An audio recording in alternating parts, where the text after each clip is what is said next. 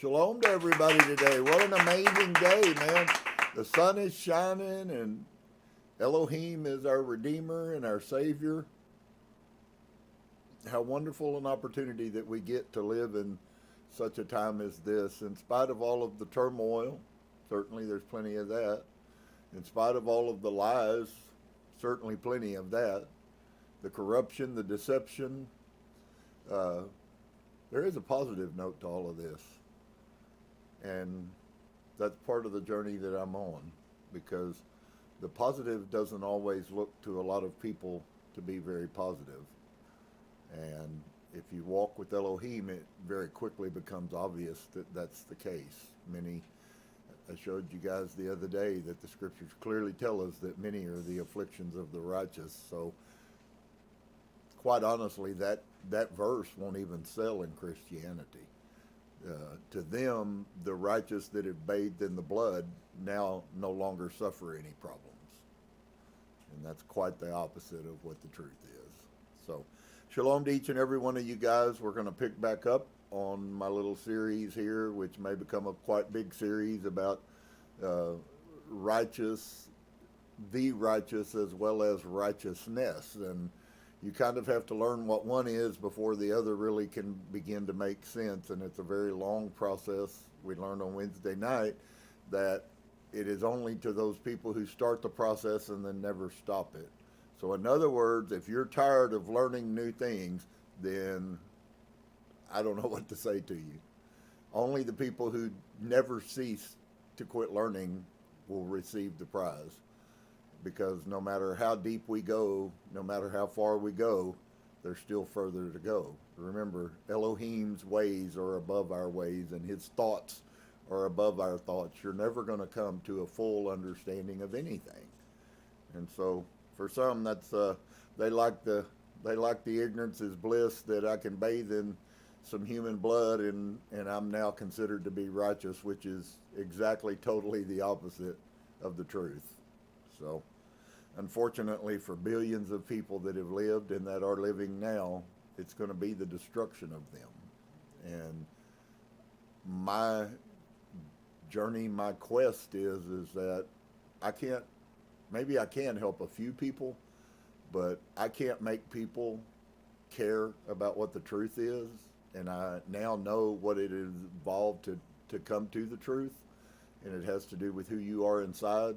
And so I now also recognize that I also can't help people or make people want to learn of him. And so that's a heavy thing, but it is nonetheless true. And so I'm sure I'll show some of that today out of these scriptures. There's we're going to be on a little journey. We have a long ways to go in the book of Jubilees. Jubilees was taken away like many of the books, and they were hidden because the Roman Catholic Church did not want you to know what the truth was. They concocted some of them, and then they threw away a whole bunch of them, some of which were corrupt, some of which are partially corrupt, but everything that we have from Genesis to Revelation, every book that is in the Bible is partially corrupt. I'm sorrowful if that offends your KJV only, and there are no flaws in the scriptures whatsoever, but I've found thousands of lies that were written by humans into the text. And I assure you, scholars who study every day, all day long for a living, those guys have boxes full of lies that were written by the hand of humans. So that's I was always had my faith and my belief that the word was inherently, and God would never let people change his word, but he only said that you would be cursed if you did. He did not say he would stop you from doing so. And so then there's some things which are coming around that I believe he is revealing to us. We learn in the New Testament that, and thank you to the lying spouter, Paul, for telling everyone the fruits of the Spirit, but it's funny that when you begin to go and you research what the true history prior to Paul was, there are 7 spirits of Elohim, and that is the spirits we're supposed to possess. They're all, goofy things like knowledge and wisdom and understanding and discernment. Those are the fruits of the Spirit. Do you have them? You got to answer that for yourself. So it's a new journey. It's a new picture, and he is going to bring those who are real and serious with him into his presence. Absolutely no question that's true. So we'll get started here. We're going to pray anyway. Shalom to you guys. I hope you had a wonderful week. I had a wonderful week with lots of trials and errors and struggles and all of that, but it was still a wonderful week because he was with me. And so that's what matters the most, really. So let's pray. Father, bless you today. Thank you for your wonderful goodness. Thank you for the beautiful time that you've given us. We actually have some time before the things which you've spoken that are going to be more horrific than any of us can understand. And I believe that's a fresh word from you. So I ask you to give us the courage to recognize that now is not the time to become weak-kneed and to pull back from you. Now's the time when we need to push in further, and the worse it gets, the more we need to push in. And so I bless you today. I thank you for all your kindness. I thank you for helping me to overcome things and see things and let go of things and try to keep myself constantly focused on you, that I might worship you on a daily basis. I bless you today. Amen. Mikey?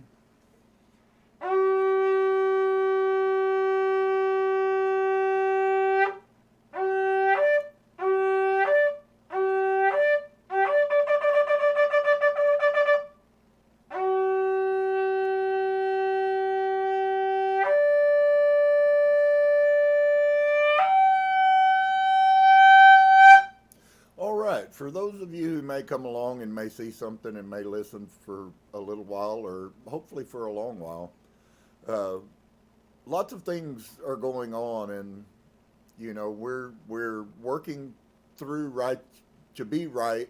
What does it mean? What does it mean for me to do it? And how does that maybe all function? And I think that we probably need clarity, and some of that clarity can only come from the other thing that Elohim prompted me to start teaching a few years ago, which has to do with knowing his character, which we're told by all religious sects that we can never know Elohim's character. And I hate to tell you, how on earth would we ever have any hope of pleasing him if we don't know what his character is? That's a setup for you guys. Lots of people think that's good news, that it's gospel. And in reality, it's the greatest curse you could ever have. The biggest part of the journey is finding out who he is, because until you know who he is, you'll never know what he wants. There's so many different things he wants, and I wanted to speak into that today because we're in the middle of Jubilees right now, and you'll see what I read today with you and share. And it's all groundwork. It's all laying a layer of stone, and then, you know, when they build a road, they lay a layer of stone and they compact it, and then they put another layer of stone and they compact it. And that's what the journey, that's what the path of Elohim really is a lot of layers. And that as that layer, the next layer gets laid, he expects you to walk in what's been laid. Most won't, but some do. And so it's to those I hope to encourage and help and strengthen. And nobody can know that except for themselves. And even some think they are, and yet they're still not. So, and some think they're not, and yet they are. So that's it's really a very amazing journey. But we're going to see some things, and I said this to you. I know I used to fight it as a Christian. I used to fight that there could be no possible way that God would ever let anything be wrong in the Bible. And of course now I fully know that that was a foolhardy belief in a bunch of Roman lies. But we're going to encounter some of these things over the next while. We are going to start on Wednesday nights, as I shared with you guys, in the book of Yashar'el, the book of the upright. This isn't for the sinners. It's not for the wicked. Although he does tell you a lot about what he's going to do to them, he's not specifically per se. This is not being written to the wicked. It's not written to save people. It's written to help those people who are walking to make more sense of what's going on and why is this like it is. Maybe some of you guys asked that question. Well, why does this person keep continually vexing me or doing things against me, and yet it seems like somehow that they're blessed? At least usually that's the words we hear from these kind of people, okay? And the reality is that's just a ruse, okay? That's somebody that's carnal-minded looking at today. Elohim did not kill him. But I promise you the long term of him is that he will do what he said. A song popped into my spirit earlier this week, and I've been singing it all week, and it was an old song maybe that very few people want to listen to outside of if it just happens to come on country radio.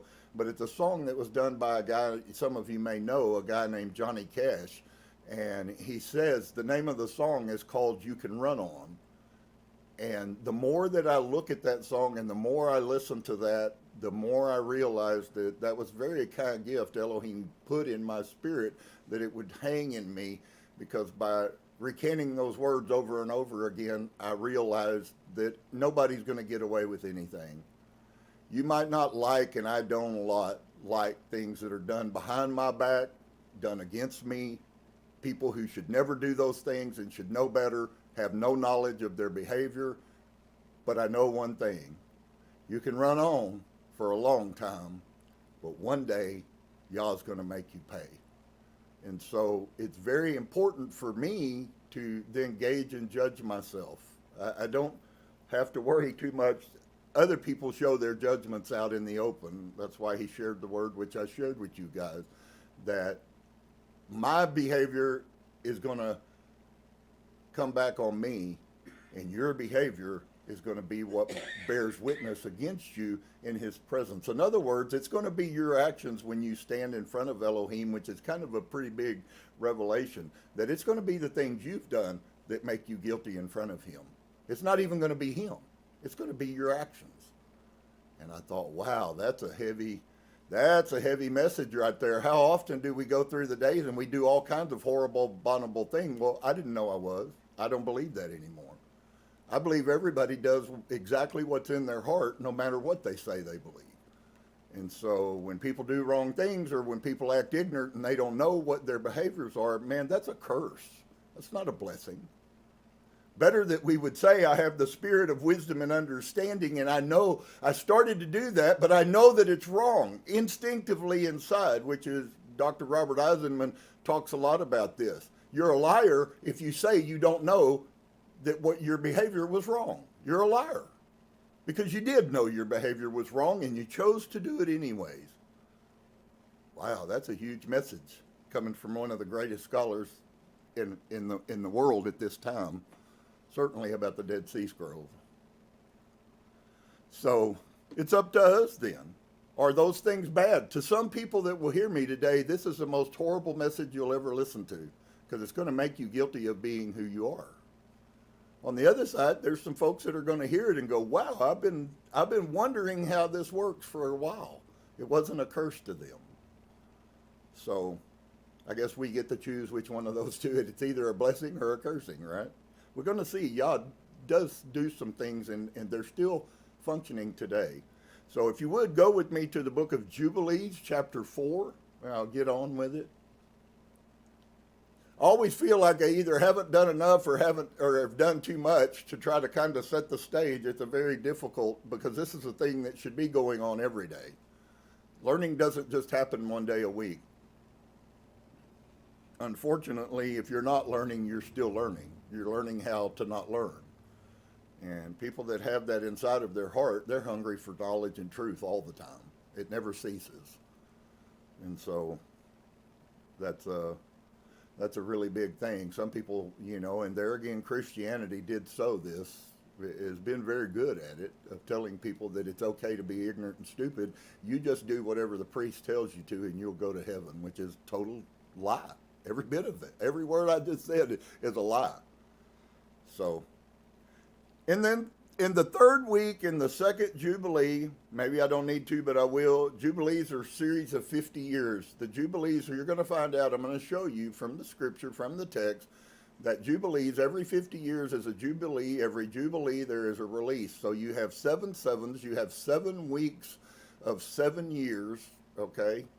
Understanding his time is not our time. And this whole principle of 1,000 years is a day, friend, it's just as real as anything you would have been told, but it's not a New Testament doctrine. I'm going to show you from one of the oldest texts that exists that it was from the very beginning, which is the problem. We've thrown away, Christianity tells you to throw away the Torah. I've been reading, and so we're going to end up here. I've been reading and studying a lot about James, and I've been reading history that it is found. It's amazing that there is some of the things that you think, there is absolutely zero historical evidence for those beliefs. They were written by the Romans in the New Testament. But let's see. And in the third week in the second Jubilee, so we're 50 years, this is all based off of and beginning off of the time that Huah and Adumah, from when they were created. Okay? Doesn't speak to the series of people that the book of Bereshit, the book of Genesis, tells us that there was a species, a creation that existed, and these were male and female. So the Adam and Eve weren't a new thing, okay? He had already made a whole species of humanoids, I'll use that term so that I don't get specific and say the wrong word, but he made a whole series of humanoids who were both male and female that lived and functioned on this earth. The difference between them and the Adamites, if I can use that term properly, is that they did not, it appears that they did not possess his spirit. He did not breathe his spirit into them. Go read the book of Genesis. Christianity says that that's just a messed up story, and if you study deep enough, you'll find out that really was. That's where all of the Neanderthals, that's where all of the whatever that I know of, 8 or 9 different humanoid species and subspecies that existed before Adam ever pops up and Homo sapiens pop up onto the face of the earth. Did Homo sapiens and Neanderthal interbreed? Absolutely. They have genetic proof of that. They know what the genetics of a Neanderthal are, and they know what the genetics of a Homo sapien are. And they did interbreed before the Neanderthals were wiped out.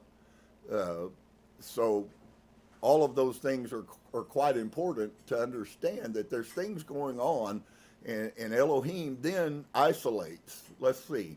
And in the third week, in the second Jubilee, so 50 years after, roughly 50 years after Adam and Huah, she gave birth to Cain, and in the fourth, she gave birth to Havel, and in the fifth, she gave birth to her daughter Awan.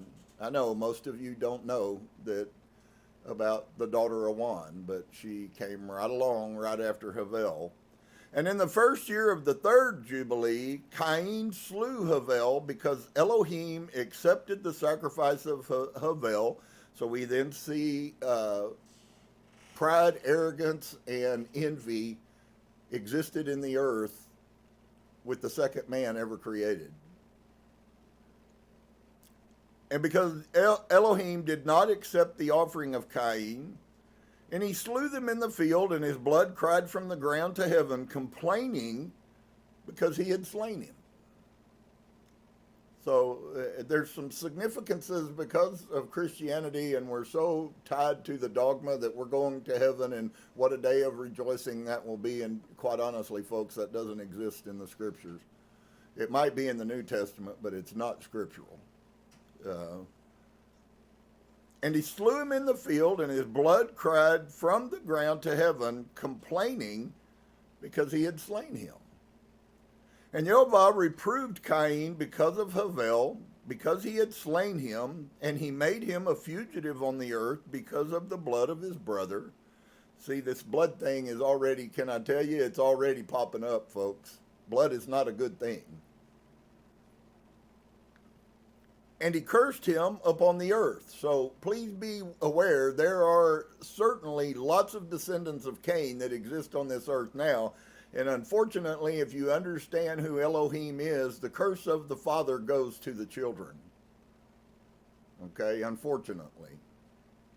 But it is the truth. That curse still exists today. And because of the blood of his brother, and he cursed him upon the earth. And there's nowhere that I've ever seen in recorded history where Elohim ever counteracts or ceases that curse. And on this account, it is written on the heavenly tablets. So we now have some tablets that are in the Shamayim that are being recorded of everything that goes on with everyone. Yours is there, friend. Whether you like it, whether you believe it, whether you don't, is irrelevant. That's why he said to me, there. When he said there, that means a lot more than one. Their behavior is going to witness against them in front of me. No ifs, no ands, no possibilities to get away with it. It is going to be what makes you guilty in front of him. Well, I would think that a thinking man that's looking at the positive light as far as their heart is to walk with Elohim, they would then use that to promote themselves, to recognize that I have to watch everything that I do. And that's a really hard task. Most people don't want to live like that. They want to live free and vicarious, and they want to have fun, and they don't really care about what right and wrong is. They just want to do what they want to do, which is exactly, that is the spirit of the anti-Elohim. Because he doesn't offer you that option, unfortunately, friend. And Yehovah reproved Cain because of Havel, because he had slain him, and he made him a fugitive on the earth because of the blood of his brother, and he cursed him upon the earth. And on this account it is written on the heavenly tablets, cursed is he who smites his neighbor treacherously. Okay? So it all comes back to, and it's funny because 3 weeks ago he started talking to me about there are many around whose motives are not correct. They're not right. What they're telling you why they did something is not true. And so we see here a principle of people's motive. Okay? He didn't just do it. It wasn't accidental. He did it with intent. So take that and look at it in reality. In reality, if you do something in your mind with intent to harm someone that is righteous, you, my friend, just brought on yourself one of the greatest curses that has ever been put on humanity. Some of you guys are living under the load of curses, and you have no clue that it's true. And you will probably never recover unless you choose to change your mind, which is where you change your behavior. There's a little song. It says that I wash my hands, but they never come clean. I changed that line to correctly biblical. And the truth is if you'll wash your mind, your hands you won't have to worry about. It's not the outward. It's what's wrong inside of you that is the problem.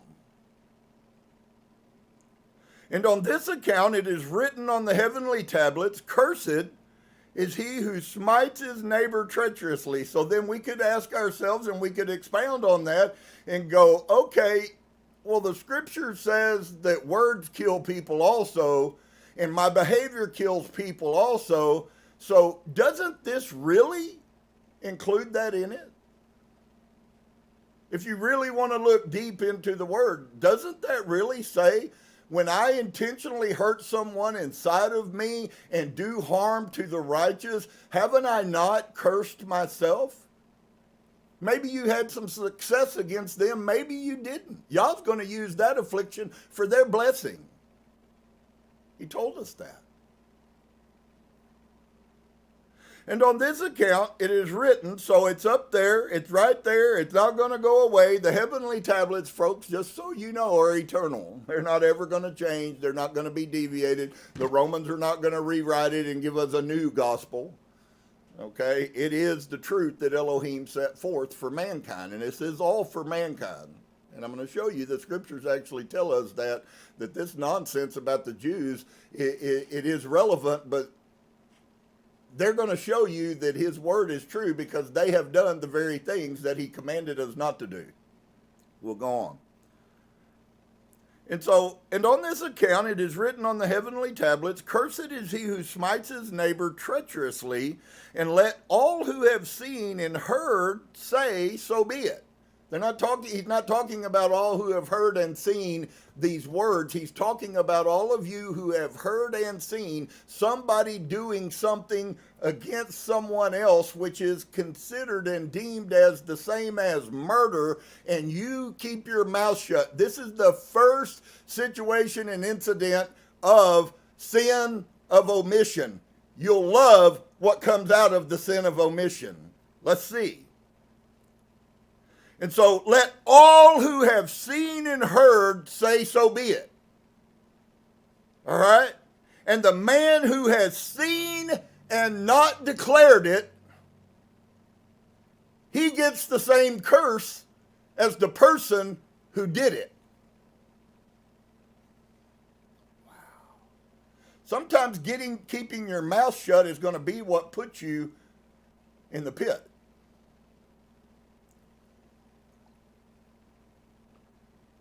Does that have to be weighed and balanced? You better bet it does. Because if you're not interested in weighing and balancing that, I guarantee you'll use it wrongly and you'll still end up making yourself the cursed person. So there's this battle then that we're constantly fighting. I can either walk under the curse by being sloppy and lazy and not caring, or I can walk out from under the curse by not being those things. It's very critical that we understand this is all based on you. I know Christianity tells you that you ain't got nothing to do with it, but that's a lie.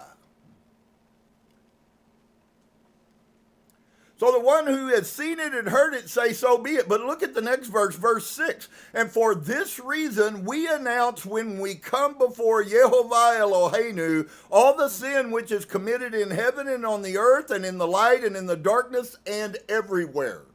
Even the angelic host, when they come before the presence of Yehovah Elohim, they recant the sin that is being done both in the Shamayim and in the heaven and in the darkness and in the heights. Everything that is known is given to Elohim. And if you don't do that, you're guilty of it. Wow, that's pretty huge. So is it possible for people to convince themselves that they're okay, that they're the righteous with Elohim and yet not at all be righteous? It's highly possible. In fact, I would say it's more probable than it's not.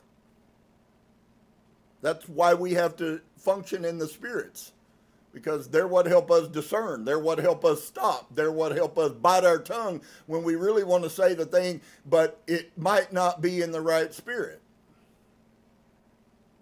And for this reason we announce when we come before Yehovah Eloheinu all the sin which is committed in heaven and on earth and in light and in darkness and everywhere. And Adam and his woman mourned for Havel 4 weeks of years. Okay, 28 years they mourned for the loss of their son Havel. And in the 4th year of the 5th week, they became joyful. And Adam knew his woman again, and she bore him a son, and he called his name Seth. For he said, Yehovah has raised up a second seed unto us on the earth instead of Havel, for Cain slew him. And in the 6th week he begat his daughter Azurah.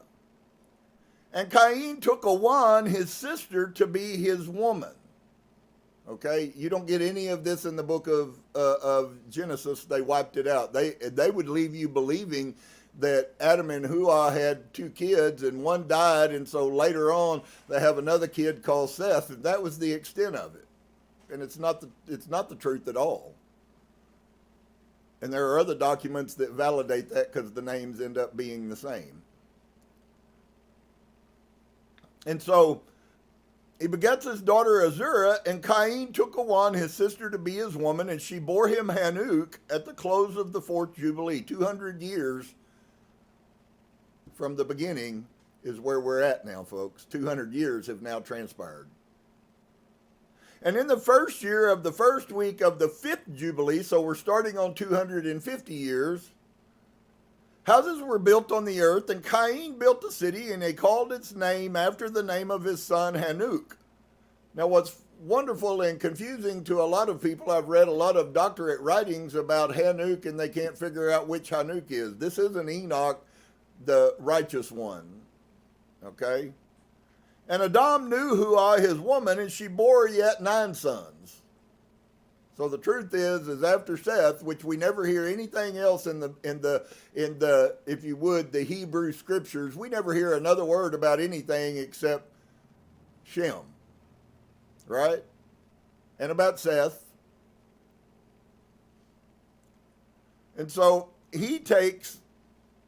Seth takes, verse 11, and in the 5th week of the 5th Jubilee, Seth takes Azurah, his sister, to be his woman. And in the 4th year of the 6th week, she bore him Enosh, and he began to call on the name of Yehovah on the earth. So up until that, 250 plus years, folks, these people walked the face of the earth, and none of them called on Elohim.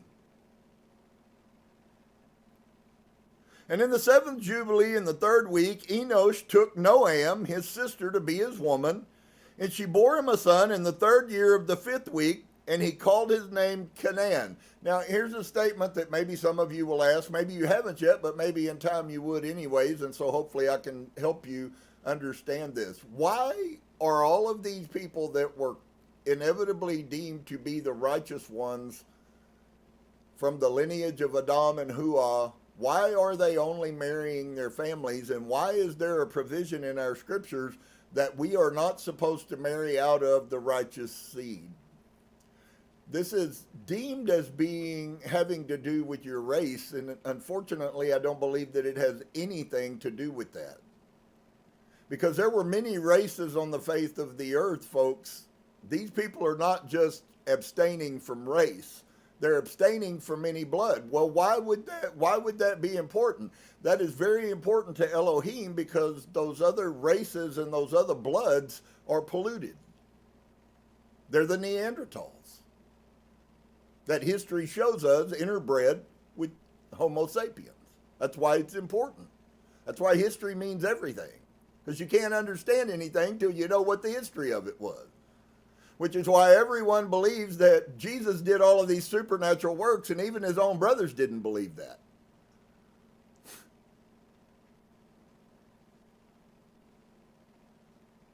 And so they begin to call on the name. Now we move in, and now Enosh marries Noam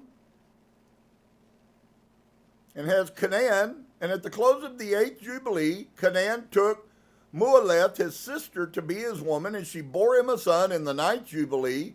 And in the 1st week, in the 3rd year of this week, he called the name Mahalalel.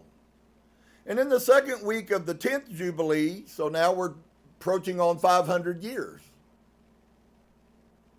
Mahalalel took unto him to be his woman Dinah, the daughter of Barachiel, which, since Barak is praise, would be tied to the praise of Yah, and the daughter of his father's brother, and she bore him a son in the 3rd week in the 6th year, and they called his name Yared. Now, some of you may know that Yared is a significant name for us to remember. Let's see who Yared is. For in his days the angel of Yehovah descended on the earth, those who are named the watchers. And watch what goes on here, folks. Watch what happens. So those who are named the watchers, that they should instruct the children of men, and that they should do judgment and uprightness on the earth. So even the created angels who were sent here solely with a very specific purpose to teach humans the truth, that's why I can tell you that probably the people who view ancient history and say that we have been affected and infected in the past by supernatural, if I could, alien beings, that is in fact, most probably from our perspective, that is the truth. In fact, they infused their corrupted bloodline into us. Still exists today.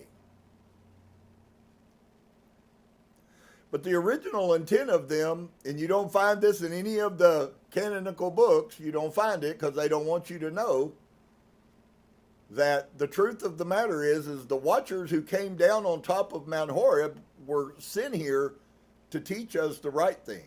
Did you notice the last word there used was uprightness? Uprightness is also the exact same thing as righteousness.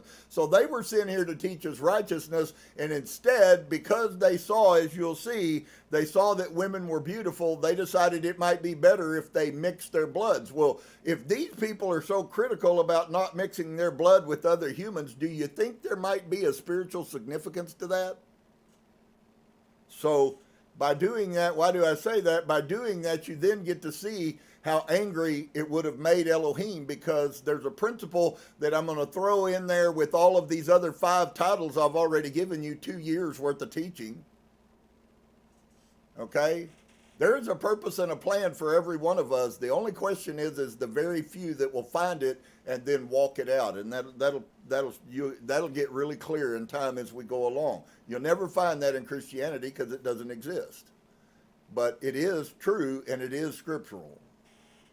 Every one of you were created, and Elohim had a plan for you.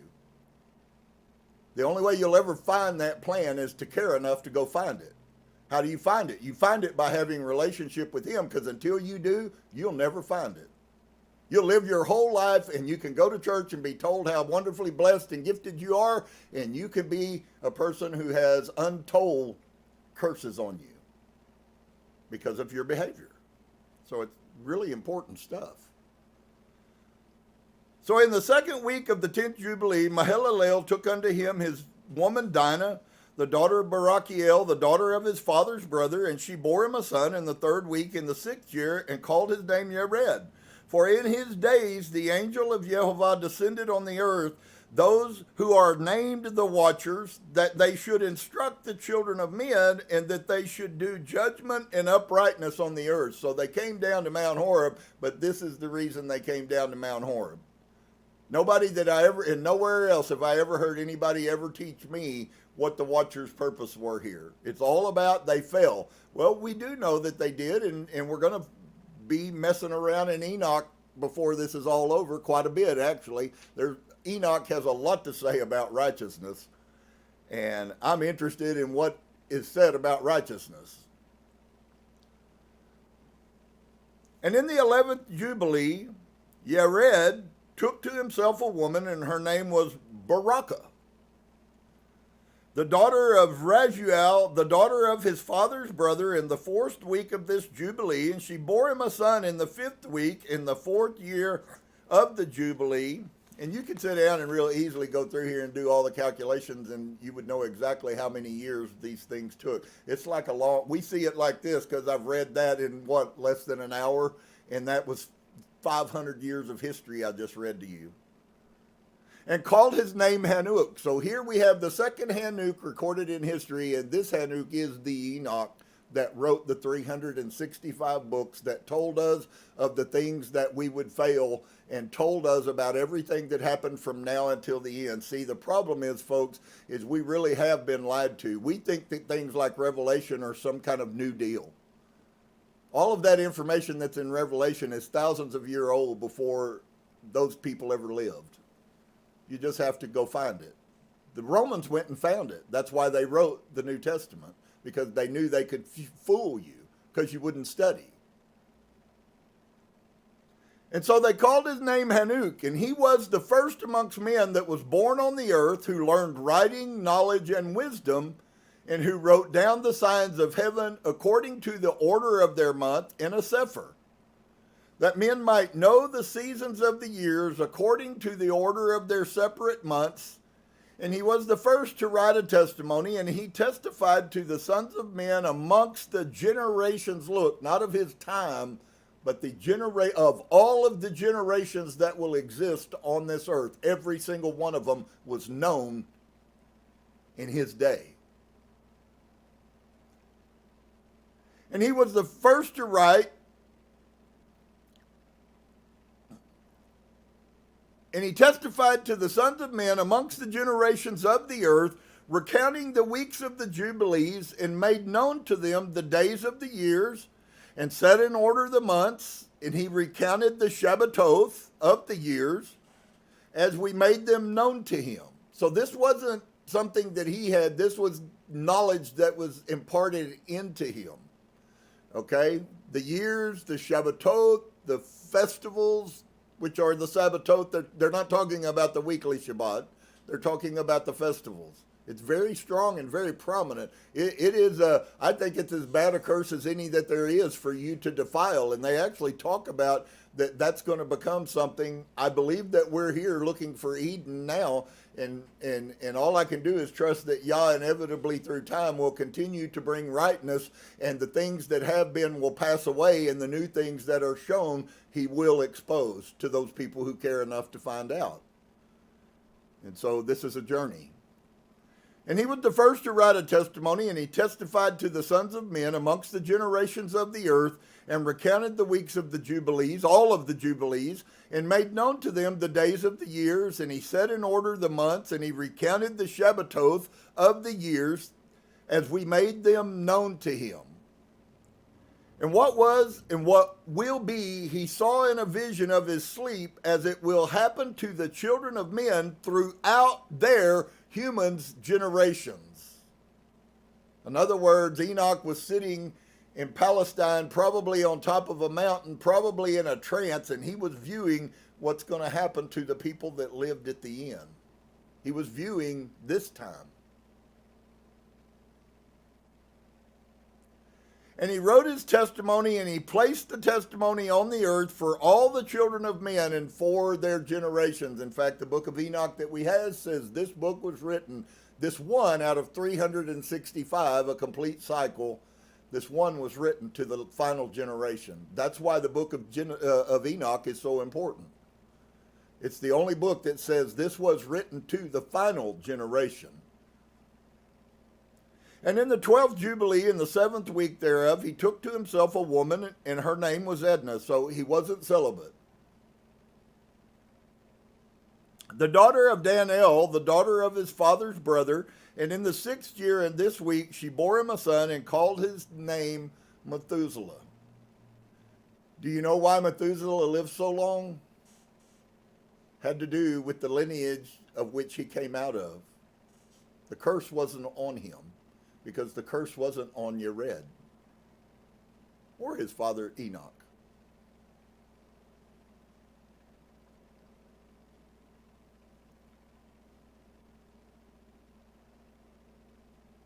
And he was moreover with the angels of Elohim these 6 jubilees of years, and they showed him everything which is on earth, and everything which is in the heavens, the rule of the sun, and everything that he saw, he wrote down. That's why he had 365 books, of which we only possess one. And he testified to the watchers who had sinned with the daughters of men, for these had begun to unite themselves so as to be defiled with the daughters of men, and Hanuk testified against them all. In fact, if you'll remember, the book of Enoch tells us that the watchers came to Enoch. He was so righteous that the watchers came to him and begged him, would he please go? Well, that's kind of a spineless spirit that still exists in people. Ever been in that situation? You have somebody who comes and talks to you, and then you find out that there was another person over here who didn't have enough nerve and courage to be a man and stand up and say what was said, so he got somebody stronger than him to come and do the bidding for him.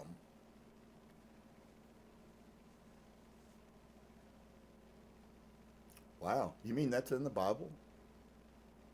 You mean that's a mortal sin?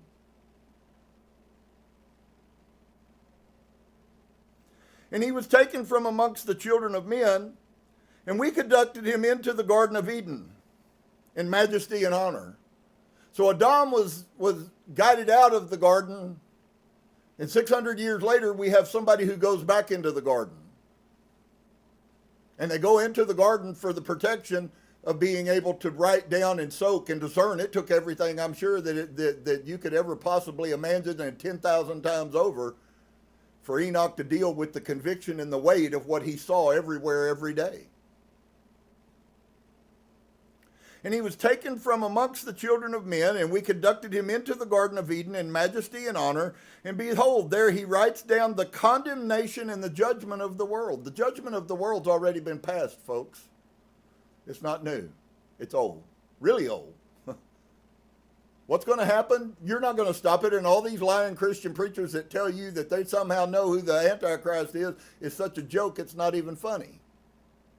In fact, the truth is because they don't believe the Torah, you should actually understand they don't know anything. And everything they tell you is going to be to deceive you, because they won't tell you the truth. Do any of you know what the real proof of someone's validity in Elohim's eyes is? It's written right there in Deuteronomy. It says if a man comes to you and he tells you all of these great things, even if they happen, so there's a key that we don't understand. Even if they happen, the message is what's important, not what they told you. Because if they tell you to break Elohim's commands, they're a false prophet. Every person I've ever met was a false prophet. None of them knew the truth. I've sat and listened to thousands of countless Christian prophets prophesy lies, and every one of those people were liars.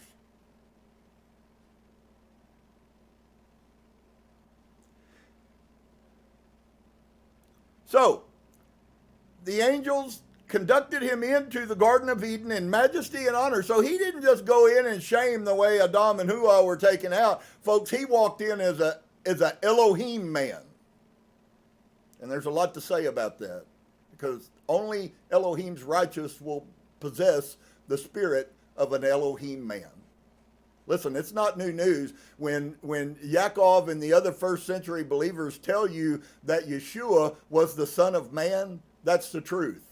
None of them believed he was a God. That did not start till 300 years after. He was a son of man, exactly what the angelic host said to Ezekiel. O son of man, tell me, will these dry bones live? Because if son of man makes you a God man, then Ezekiel was a God man. And I don't know anybody that believes that. It's crazy how much it's right in your face. And so he was issued with majesty and honor, and behold, there he writes down the condemnation of judgment of the world and all of the wickedness of the children of men. So adultery and abortion and homosexuality, Enoch wrote those things 5,000 years ago, friends. It's not new. It's all old news. And on account of it, Elohim brought the waters of the flood because of what he wrote, because of the wickedness of men. Enoch's writings that Enoch wrote made the world guilty. which is exactly the thing. See, that's why people don't want to listen to somebody who wants to teach the truth, because they don't want the truth. It's the bottom line. They don't want the truth. They don't want it. Oh, that wasn't true. Well, it is. Doesn't matter if you don't like it. Only thing that matters is what you get from this truth. And I mean by that, whether you get blessing or whether you get, there's only two options, folks, blessing or cursing. And you don't get cursed blessed, and you don't get blessed curse. You either are one or the other. You are cursed. You can live your life and think you're successful. But that doesn't mean that that's the truth. And so, and on account of it, Elohim brought the waters of the flood upon all the land of Eden, for there he was set aside that he should testify against all the children of men, that he should recount all the deeds of the generations until the day of the condemnation. Well, just so you know, the day of condemnation is Judgment Day. So he recanted everything that's going to happen. Whatever this, if it happens, I don't know that it will, but if there is a World War III, Enoch has already spoken of it. It's not new. He knows exactly when it was going to start, and he knows how it's going to end.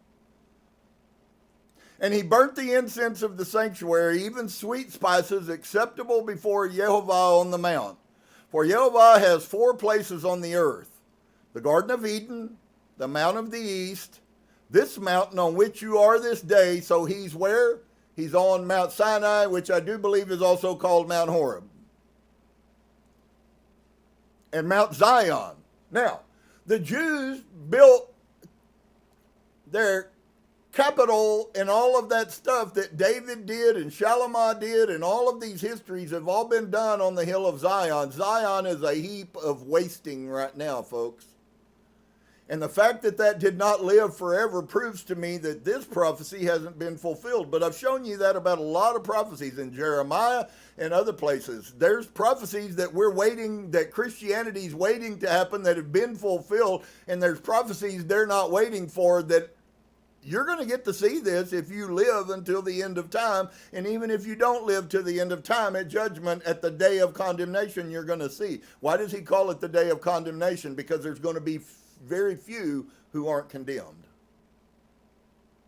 He tells us that even in the New Testament that comes across, right? Straight is the gate and narrow is the way, and few there will be that find it. What does that sound like, what I just read to you, with 3,000 years in between them?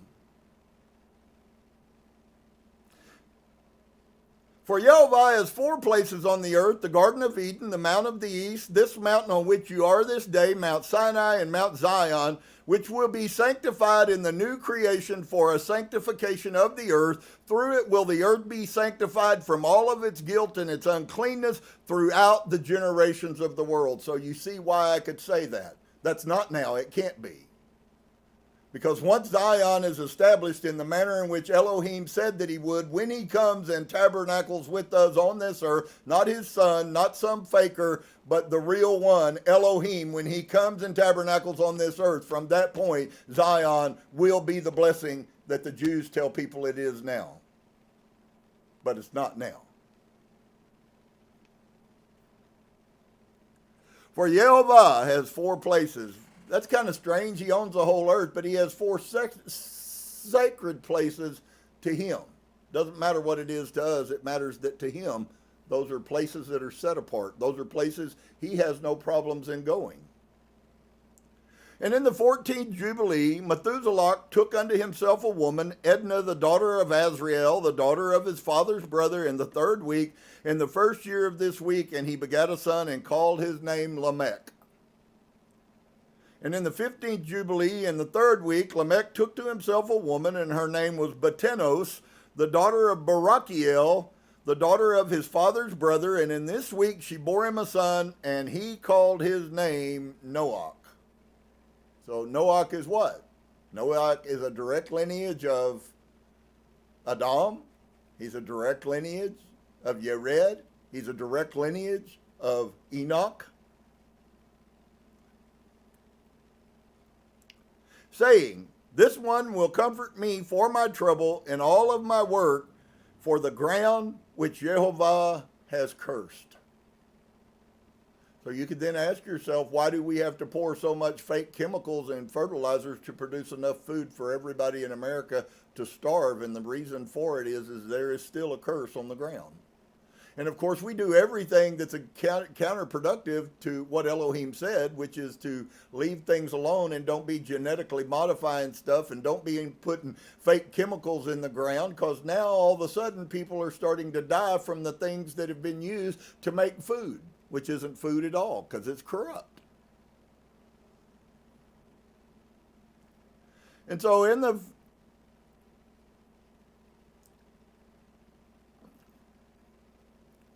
So he has those be sanctified in the new creation. I love that because this is kind of one of the first places where you'll see this come up about a new creation. And the new creation for a sanctification of the earth. Through it will the earth be sanctified from all of its guilt and its uncleanness throughout the generations of the world. And in the 14th Jubilee, Methuselah took unto himself a woman, Edna, the daughter of Azrael, the daughter of his father's brother, in the 3rd week, in the 1st year of this week, and he begat a son and called his name Lamech. And Lamech takes a wife named Bethanos, who is the daughter of his father's brother. Boy, there's a really strong trend going here. These people didn't fail, did they? And called his name Noach, saying, this one will comfort me. 29, and at the close of the 19th Jubilee, in the 7th week, in the 6th year thereof, Adam dies. And all of his sons, so all the way up till Noach. In fact, I don't believe Noach could be ready. If you'll stop and think about it, I've shared some principles that exist, that the Hebrew mindset is that there have always been righteous men on the earth, or the earth would not have. If it had not been for Noach, Elohim would have just destroyed this earth. If it had not been for Mosheh, Elohim would have destroyed all of humanity. This principle is right, and it is always constant. But they're the very large minority. For every billion people, there's one righteous person that actually lives on this earth. I don't know if those are the correct numbers, but I would probably err there more than thinking that there's billions of righteous people on this earth. And so Adam dies, and all of his sons buried him in the land of his creation, and he was the first to be buried in the earth. So we get to see then where the whole burial. Did you notice that there's never one time in thousands of years of recorded history where burning something is ever good? In fact, did you know that it's actually a curse? To burn something, to burn a human body, is to curse it. You make it cease to exist. I said, so it's funny, all these Christian nonsense that I hear. I said, so now you mean to tell me that Elohim's going to go around the whole earth and he's going to pull all of the individual specks of ashes of all of these people out and he's going to reassemble them all, right? Well, if that was Elohim's way of disposing of the human body, do you not think that they might have burned Adam? I bet it would have been easier to burn Adam than it would have been to dig a pit and put him in it. That took a lot of hard work. And elect, so we get to see the beginning of why we bury people, or why we should be burying people to this day. And elect 70 years of 1,000 years, for 1,000 years are as one day in the testimony of the heavens. Therefore, it is written concerning the tree of knowledge. So here's one of the fruits of the Spirit, is the knowledge. Written concerning the tree of knowledge, on the day that you eat thereof, you shall die. Just a validation that Elohim didn't fail just because Adam lived 970 whatever years, or 925 years, whatever the number ends up being. For this reason, he did not complete the years of this day, for he died during it. And at the close of this Jubilee, Cain was killed after him in the same year. So Adam dies, and Elohim says, okay, now I'm going to take Cain as well. And Cain was killed after him in the same year, for his house fell upon him as he died in the midst of his house. And he was killed by its stones, for with a stone he had killed Havel, and by a stone was he killed in righteous judgment. And there's a principle there that going on to this very day. And if we would really stop and think about it very much, that actually is played out all the way through scriptures and all the way even into the New Testament. That you by the sword, if you live by the sword, you'll die by the sword. I think that was given as Yeshua saying that. I wonder where he got that from, seeing as they knew the book of Jubilees and the book of Enoch and the book of Jasher and all of those other things, you know, that are mentioned, and then the Catholic Church conveniently got rid of so you can't see them. I've seen more religious debates about what about these books. And then it's funny, Elohim just keeps one by one, he keeps exposing stuff. Did it in the Dead Sea Scrolls. He exposed a lot of things that are very foreign to Roman people, Roman Christians, let me say, because all Christianity is Roman. And he was killed by its stones, for with a stone he had killed Havel, and by a stone he was killed in righteous judgment. So righteous judgment is when somebody dies by the thing that they killed other people with. Do you get that? When I talk about you kill people's soul, that's actually in the 10 words, folks. And you're going to pay the same price that you extracted on them. That's why he always tells us the principle never goes away. Whatever thing you do to other people, that's what you're going to get. It never changes. It's always here.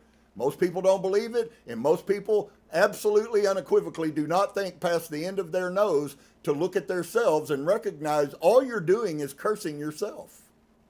You're not cursing those that are following Elohim. You're cursing yourself.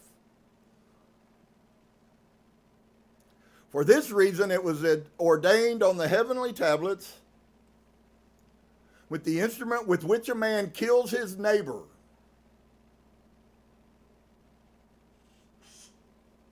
With the same shall he be killed. So that's why I tell you guys, people may think that it's arrogance or whatever, and I'm okay. I get what Elohim has been telling me for 30 years now. The problem is other people don't seem to get it. The smartest thing you can do is leave other people alone and keep your mouth shut. And when you start messing in other people's lives and other people's families, the curse is on you. And you are going to pay. That's many times why people don't, that interfere in other people's family. They do it because they have no family. Why? Because they've been under a curse for a long time.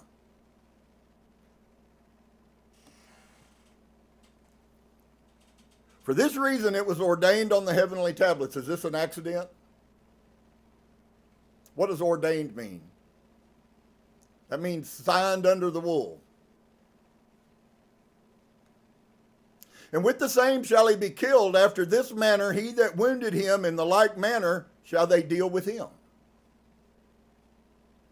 And in the 25th Jubilee, Noach took to himself a woman, and her name was Imzara, the daughter of Rachiel, the daughter of his father's brother. In the 5th year, in the 5th week, in the 3rd year thereof, she bore him Shem. In the 5th year thereof, she bore him Ham. And in the 1st year of the 6th week, she bore him Japheth. Wow. You say, well, what does any of that have to do with righteousness? In every way. Because all of those things, if you're unrighteous, all of those things are now functioning in your life, dear one. I'm not here to make people guilty. I'm here to tell you that you make yourself guilty. It's not somebody else's fault. It's you. You're the problem. But we continue to blunder on and bulldoze through that it's everybody else and not me. Okay. That's your final answer, then by that you'll be judged. So I'd rather kind of err on the other side. I'm trying to learn that at a breakneck pace, and sometimes it doesn't go very fast. And doesn't matter. I'm going to be doing this until the day I die, whether anybody around me exists or whether any of this that's going on right now exists. Really doesn't have anything to do with anything. It has to do with who we are as a person and what our journey is to be. And so for some, I'm sure the message today was a curse. If it is, I'm sorrowful for you. On the other side, if it's a blessing to you because your heart is right and you want to do what's right in Elohim's eyes, then his blessings will come upon you. He said he would make you the head and not the tail. That's a pretty good place to be, I think. I don't know about you guys, but that's where I want to be, no matter what I have to go through. So, shalom to each and every one of you. We're going to take a few minutes, and we're going to come back and sing a few songs, and then we're going to go over, I believe today, we will probably finish the book of Judges. I'm sorry, the book of Joshua. And I had thought originally to go to the book of Samuel, but I feel a conviction force. I've been studying and blessed to get to see a lot of things. And I want to expose to you guys, I'm going to step off on a bent about exposing some of the lies that have been propagated to us, and really the place that James has in all of this. And gosh, there's history that is just absolutely mind-boggling that tell us about this brother of the Lord who was written out and hated by Paul the apostle. Paul was not a child of Elohim, folks. Contrary to what you've been brainwashed, he was an enemy. He clearly opened it. Now when I read and I see this, and I used to hear Christian apologists give explanations why Paul was a good guy. And now, as I'm learning these historical things, it's very obvious. Paul was exactly what he said he was. He was a crook and a shyster. All he did is went around stabbing the first church. And look, it appears that Paul won. But the question that tied to all of this, and it's the same question every single day, is does the person that appears to be the victor, is that really the victor? Did Rome win because they killed all of the line of Manasseh, or did Manasseh win because they refused to reject Elohim? I guess you have to judge that. It's no judgment to me. I'd rather be from the tribe of people who were willing to die for the Torah before they would put any meat in their mouth. This sounds like people who would believe this Jew over here who tells me I can eat anything, right? Which was a total concoction. James never ate anything, and when I began to read the history of James, man, this dude was, you guys would not like James. James did not put up with crap from anybody. And if you for a second broke half of a commandment, you would have been out the door and gone. So much so that they didn't even teach the masses, even Peter, folks. All of the concoction about the 5,000 on that's all a novel that was written by a human. Peter meant it when he said, "Not so, Lord, I've never eaten anything that is unclean." Neither did he ever. So we'll look into those things as we go along. Really, really massively huge things that have been here, but nobody's telling anybody about it. I'd rather tell you that you can be saved by doing nothing, right? I wouldn't, but there are plenty of people who would like to. So, shalom. Give us about 5 minutes or 10 minutes, and we'll be back. And hopefully will be a blessing to you, and then we'll pick back up in the book of Joshua, I believe in chapter 22. And we will go forward and most probably finish Joshua.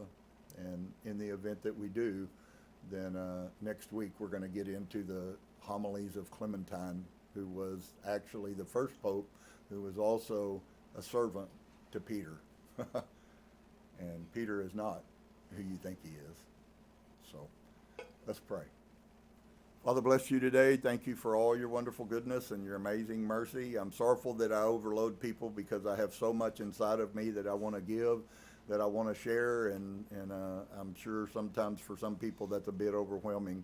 So thank you for the short season left that we have of doing this, that you will give a lasting memorial for people who might come along at a later date that have never heard the truth, that it might somehow be a blessing to them. I thank you for your goodness and the truth. You prove daily that you love me and other people because you bring wisdom and understanding that can only come from you. So I bless you, and I thank you today. Amen. Mr. Mike.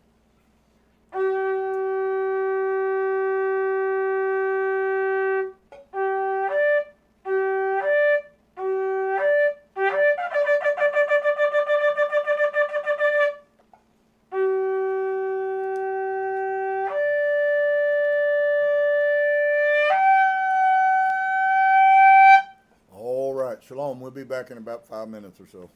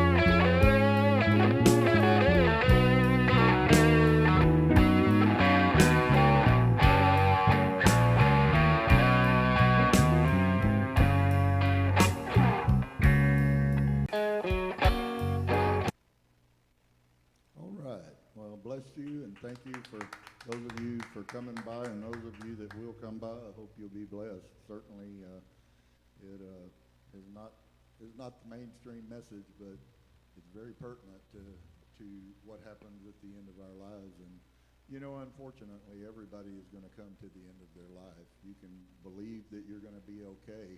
There was a very well-known drummer this past week in the young of his life, and it's so funny because all of the things that happened up to that happening were all proof that that was going to happen. And so there is no difference whether you have lots of money or whether you have popularity or any of those things. None of those things will protect you from anything. In fact, unfortunately, sometimes they're what make you, they're what will make you wish you had lived a different life. So anyways, that's another message for another day. So today we're going to talk about a song called The Pit with No Bottom.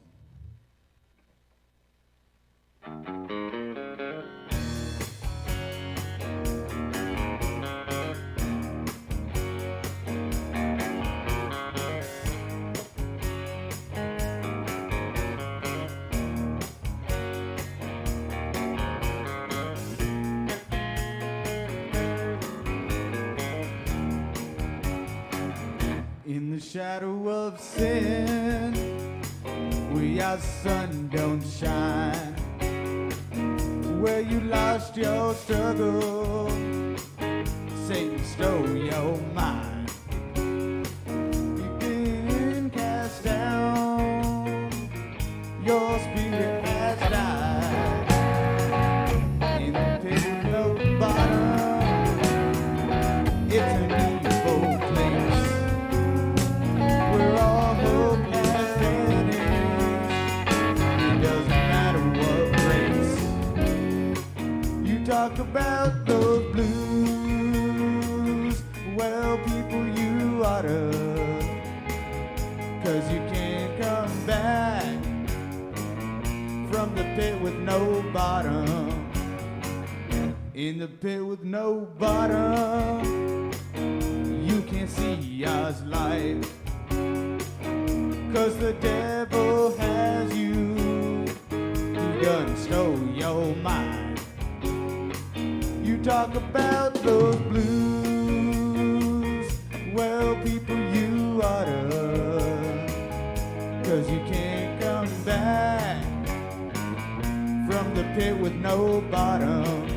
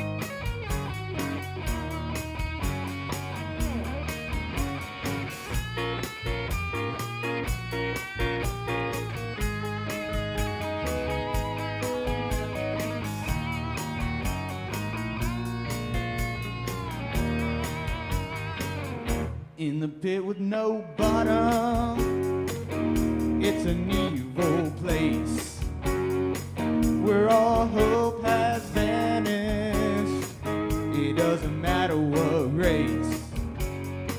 You talk about those blues, well, people, you oughta, 'cause you can't come back from the pit with no bottom.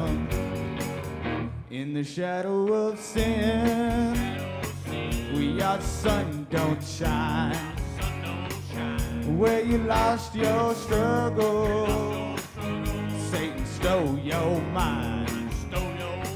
You talk about those blues, well, people, you oughta, 'cause you can't come back from the pit with no bottom.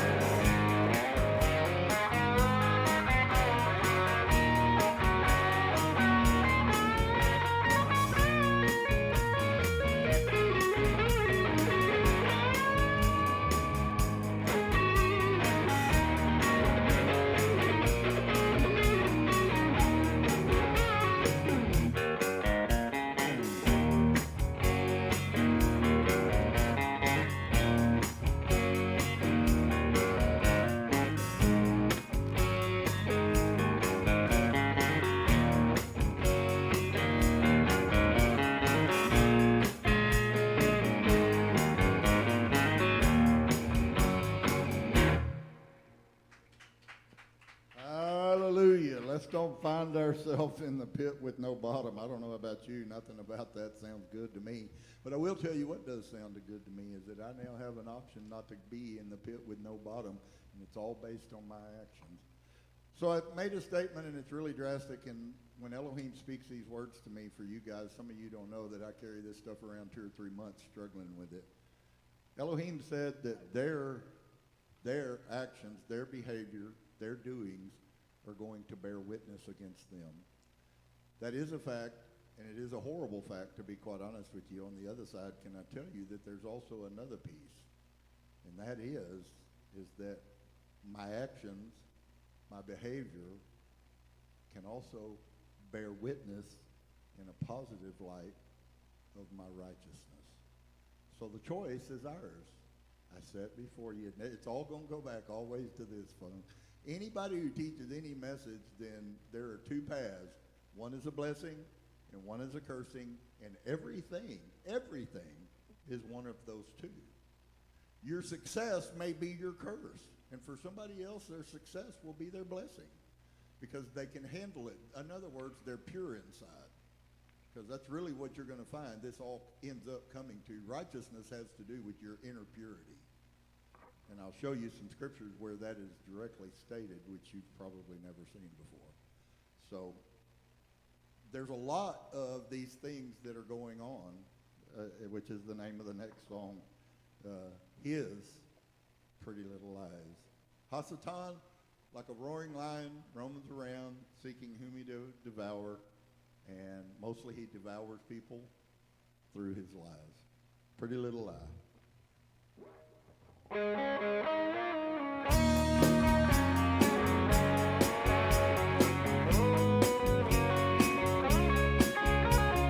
Don't you dare give it to him. He'll tell you everything you want to hear. You can pretend that you don't see. Your heart is really full of fear. Your mind is so lost, he'll give you fire. He's got a pit full of people like this. He won't talk about Yah's name. He'll get none of Yah's children. You made up your mind if you ain't going to live Yah's life.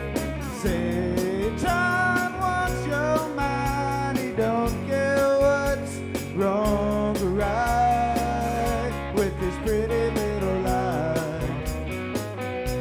This pretty little lie. Father Yah had it figured out. It was Elohim and sons of men. Satan's been waiting to cross you out. Fill your mind with all of the sin. And it hit me like I ain't been hit before. I guess we really got to change. Now I'm bowing before your throne, begging you, Father, to help me clean. You made up your mind if you ain't going to live Yah's life. Satan wants your mind. He don't care what's wrong or right with this pretty little lie. This pretty little lie. That pretty little lie. This pretty little lie.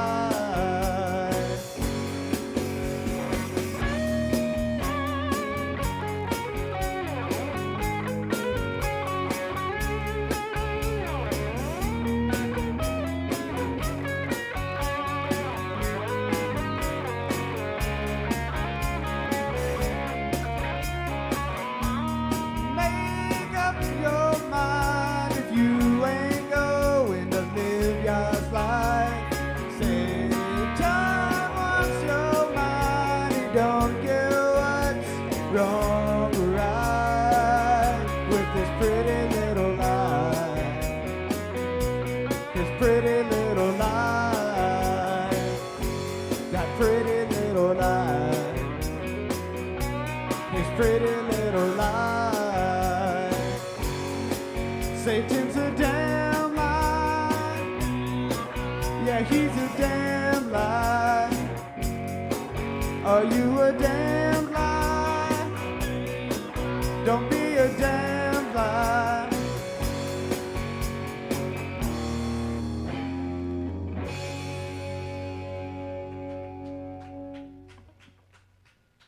Hallelujah. He don't care much about what's right or wrong.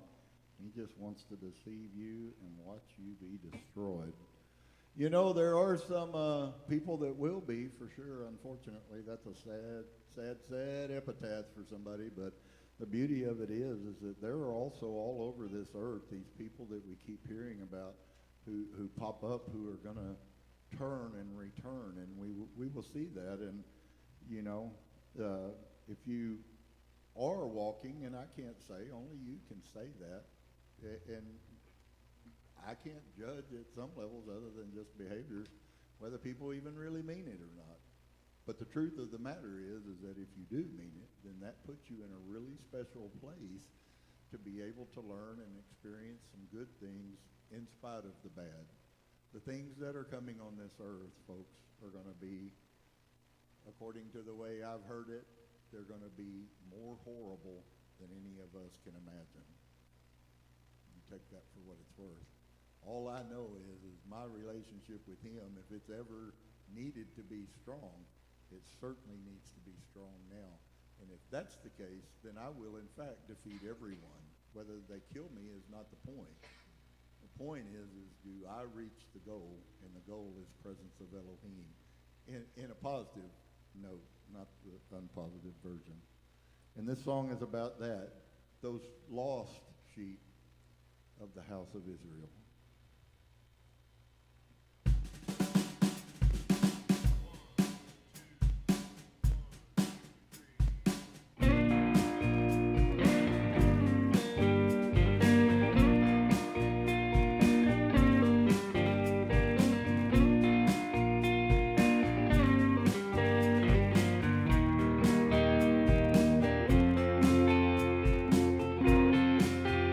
I'm a lost sheep of Israel.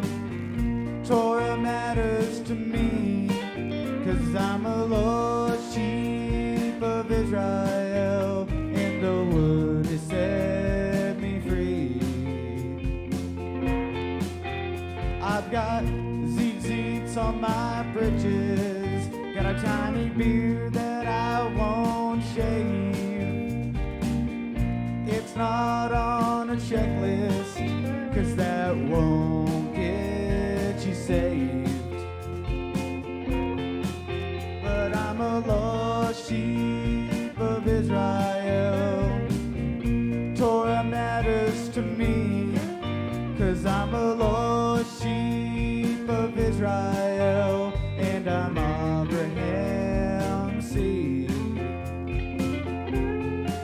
Oh,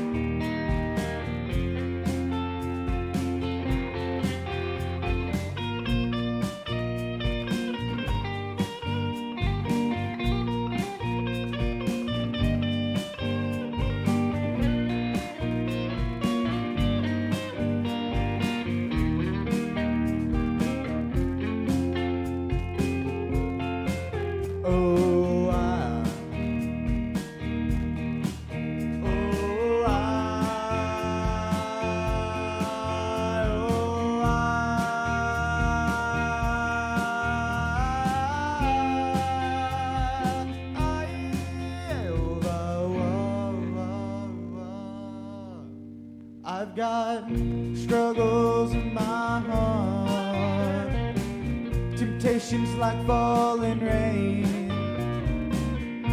when I confess my sin, he's just to take my pain. 'Cause I'm a lost sheep of Israel. You know I keep his feasts. 'Cause I'm a lost sheep of Israel. And my eyes look to the east. But I'm a lost sheep of Israel. Shabbat was made for me. 'Cause I'm a lost sheep of Israel, and the word has set me free. Oh, I, oh, I, oh,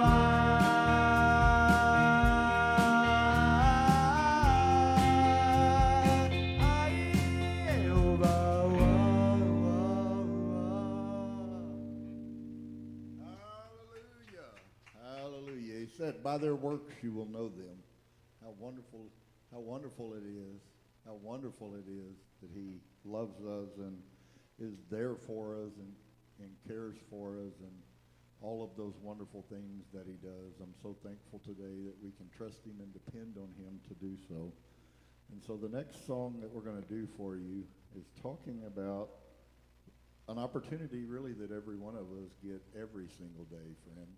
And that is, we can start every day. It can either be a big day or it can be a very dreary day. Ever had them? We had some of them this week. We went from 70s and sunshine, which it is today, to cold, rainy, and nasty. And it really doesn't matter whether it says it's 60 degrees outside or not. You go outside without a sweatshirt on, and it's going to be pretty cool. Why is that? That's exactly as our lives are. We can either walk in his sunshine, that means we're walking with him, or we can walk in the gloominess, and that means we're walking against him. So, bless you to each and every one of you. If we're not loud enough, then we will certainly try to rectify that. Me, I'm speaking timid today. No, well, sunrise in Yehovah.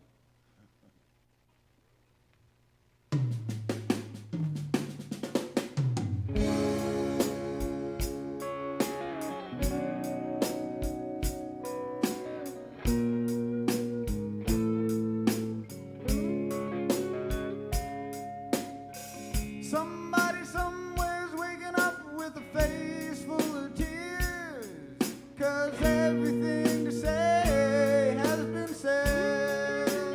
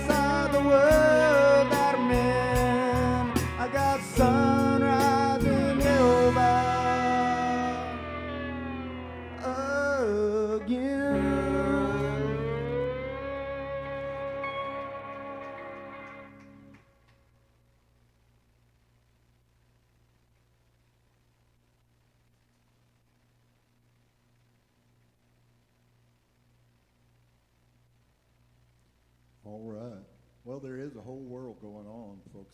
The problem is there's actually multiple worlds going on. There's the world where there's some that are walking in righteousness, and then there's the other world where none are walking in righteousness.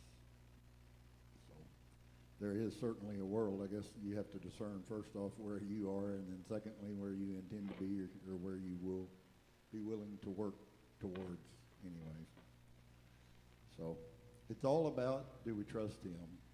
And he wants desperately for us to trust him, and yet he knows what the heart of man is. He knew all of the things that I share that people don't want to hear. He's the one who said all of those things. It's so funny that somebody can get offended for somebody telling somebody the truth, when the problem is that it really is that it's the truth. If it wasn't the truth, you'd be okay with it, right? As long as it didn't make you guilty. I don't believe that nonsense myself, personally. The Elohim wants some people who are willing to look at themselves honestly, and then look at him honestly, and see who he really is. He's a bad Elohim to bad people, and he's a good Elohim to good people. And that's where he lays, and he will always be there. So the next song we're going to do is the stance that I take, and I'm not going to give up on Elohim's love. Remember, Elohim is love.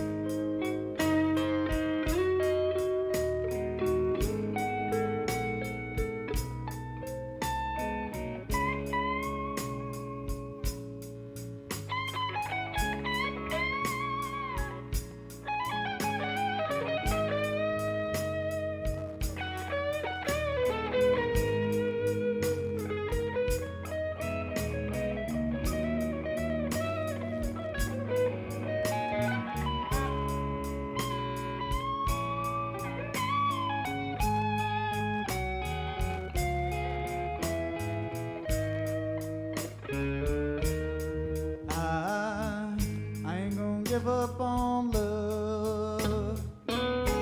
Yehovah won't give up on me.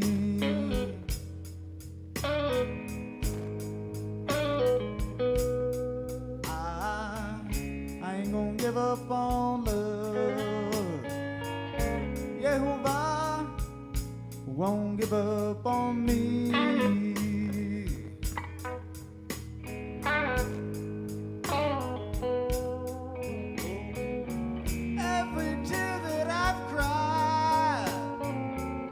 Because of my sin inside, and I ain't gonna give up on Yehovah. Every beat of my heart pounds for Yehovah with all my praise.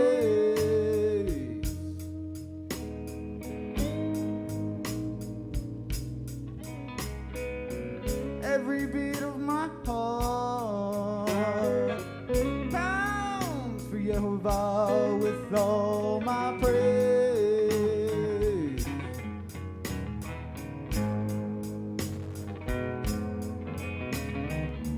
All my sin and dirty deeds only brought me to my knees, so I called on Yehovah.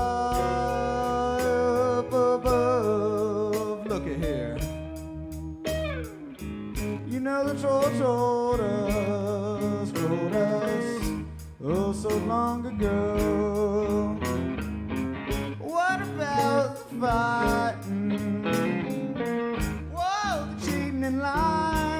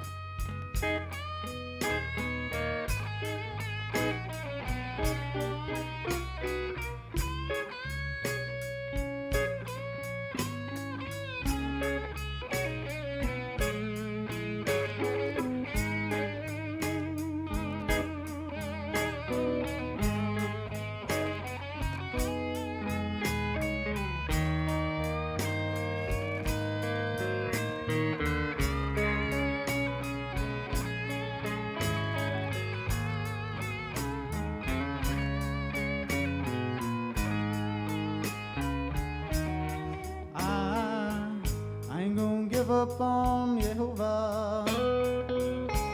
No matter what you say or do,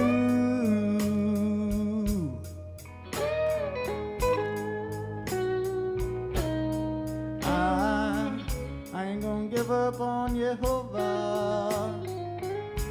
No matter what you do or say.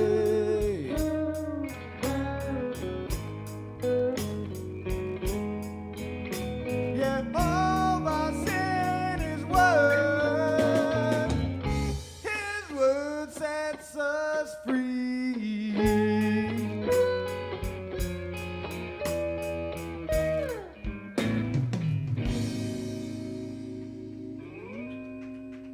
We'll be right back.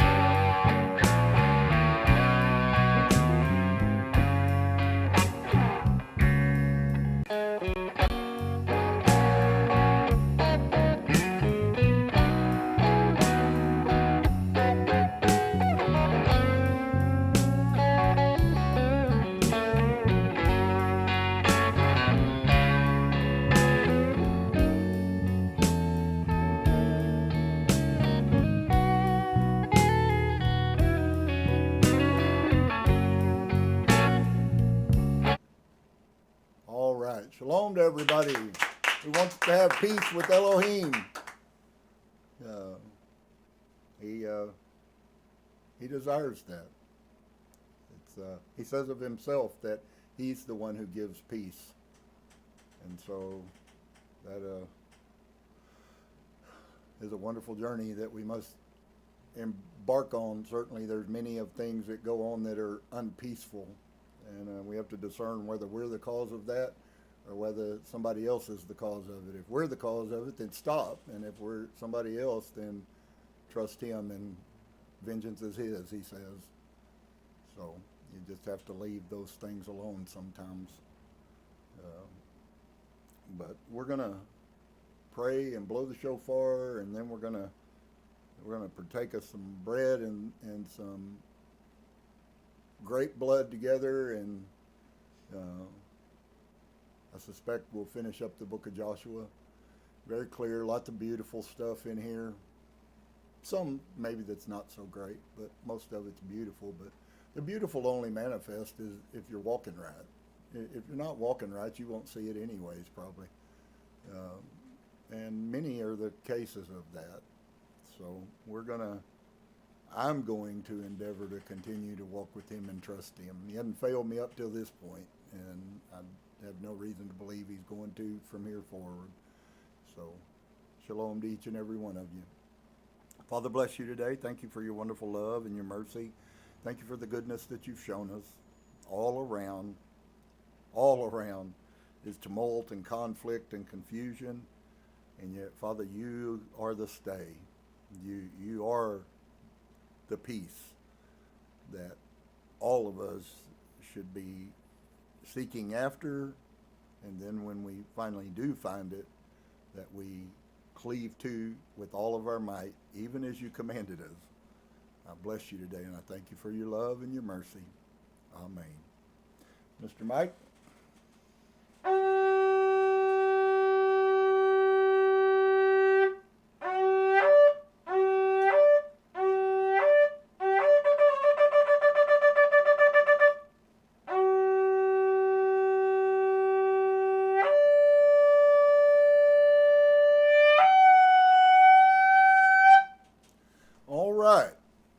Joshua has been on a long journey, and my goodness, the life that these people must have lived was pretty crazy. To go through and see all of that and live out there under the hand of Elohim, and then to have to come in and begin to have to deal with reality. I would call them the baby years of Israel. And there came a time when they had to get kicked out of the fold, and that was then he put them out there, and now they got to prove that they either do or don't believe him. And of course, we know that multitudes are in the valley of the decision every day as to whether they're going to be what he told them to or what he's not. Yes, Christianity put a different slant on that, which is not correct, but the message is still the same. All humans get an opportunity to hang theirself or to free theirself. And all we have to do is ask ourselves, which is it that I want? And then pursue whichever one it is I want. If I don't pursue, then I'm going to do the worst. Unfortunately, I will hang myself. So we're going to take the bread, if you will. Scriptures tell us that he blessed. Baruch atah Adonai Eloheinu melech haolam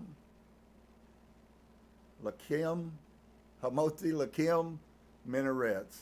Blessed are you, Yehovah, King of the universe, who has brought forth bread from the ground. All right. So thankful that he did. We'd all be dead if he had no. Someday we're going to experience what real prosperity is really about when we walk in, according to the scripture, the abundance of peace.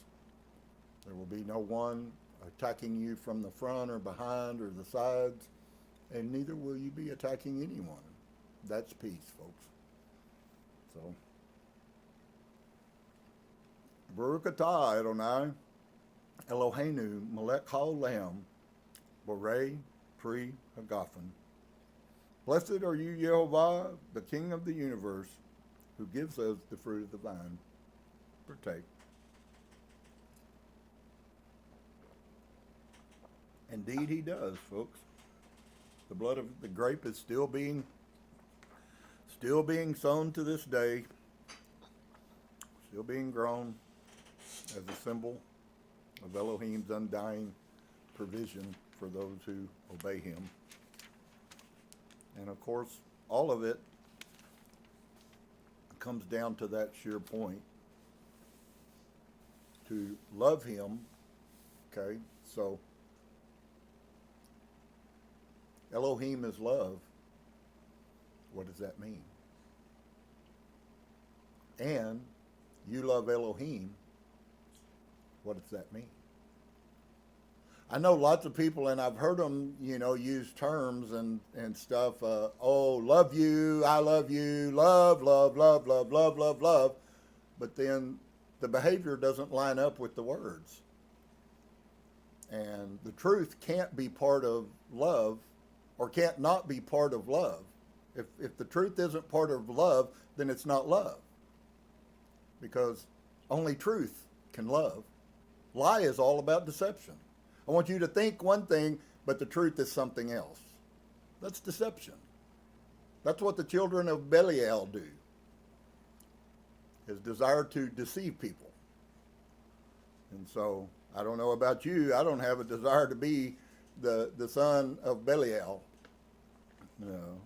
I want to walk in peace and trust him in every situation, and that sometimes can be a really huge journey, really huge peace. So, shalom to each and every one of you. I hope that you're growing. Certainly there's truth that will help you grow if you choose to. And if you choose not to, then you weren't going to grow anyways. In fact, you will wither on the vine and fall off, and Elohim will smush you eventually because of your bad actions. And so I say, let's don't be that, and let's don't do that. So we're in chapter 22 of the book of Joshua, the book of Yahusha. And he's coming to an end. Joshua's lived an amazing life. He's been fighting for probably nigh on 20 years now. And I bet he's a little bit tired of being covered with blood, and not in the way that we understood that in Christianity, and literally covered with the blood. I bet the wash pools, wherever they had a battle, I bet the wash pools were not drinkable for a couple of months after these guys got done after a day of 50,000 men. What the water around might look like when they go mikvah. So we don't think about those things often because they're not always real friendly. They're not always warm and fuzzy. They don't make you feel so wonderful to think about the reality of what these words actually meant. I probably tend to be a little bit more of a realist. If it's bad, it's bad. I don't want you to tell me it's good. And if it's good, I ain't going to listen to you tell me it's bad. So his word is good if you're good. His word is bad if you're bad. And so we will then see what he has to say for us. Then Yahushua called the Reubenim and the Gadim and the Menashim, and he said unto them, you have guarded all that Mosheh, the servant of Yehovah, commanded you, and you have obeyed my voice in all that I commanded you. You have not left your brethren these many days unto this day, but have guarded the watch of the commandment of Yehovah Elohim. Wow. So it should be pretty simple to figure out that when we don't guard his watch, that it's not well. These people, it's well with them because they chose to do his commandments. And now Yehovah Elohim has given rest unto your brethren as he promised them. Therefore now return ye and get you unto your tents and unto the land of your possession, which Mosheh the servant of Yehovah gave you on the other side of the Jordan. But take diligent heed to do the commandment and the Torah, which Mosheh the servant of Yehovah charged you, to love Yehovah Elohim and to walk in all of his ways. What does that mean? what does it really mean? Does it really mean I get to walk 50% after my own corrupt mind? Or does it mean that I have to actually follow him all the time? I think that we have a lot of, because we live in an entitled society, we have a whole lot of glitches where we spend more time not walking with him than we do. And because he is a kind and a merciful Elohim, and he gives us time to get our heads straight and correct ourselves, just because he doesn't kill us every time that we steal something or kill us every time that we lie, does that mean that it's okay for us to then do those things and then all of a sudden just say, oh, well, I'm sorry I did that? You know, a lot of times when I hear that nonsense, I really question in the first place, because I don't like to be lied to by people anyways. But when people say they're sorrowful for something that they should have known, that's not sorrowful. That means you wanted to do what you wanted to do because you don't care about nobody else but you. And you did it anyways, knowing most of the time that it wasn't right.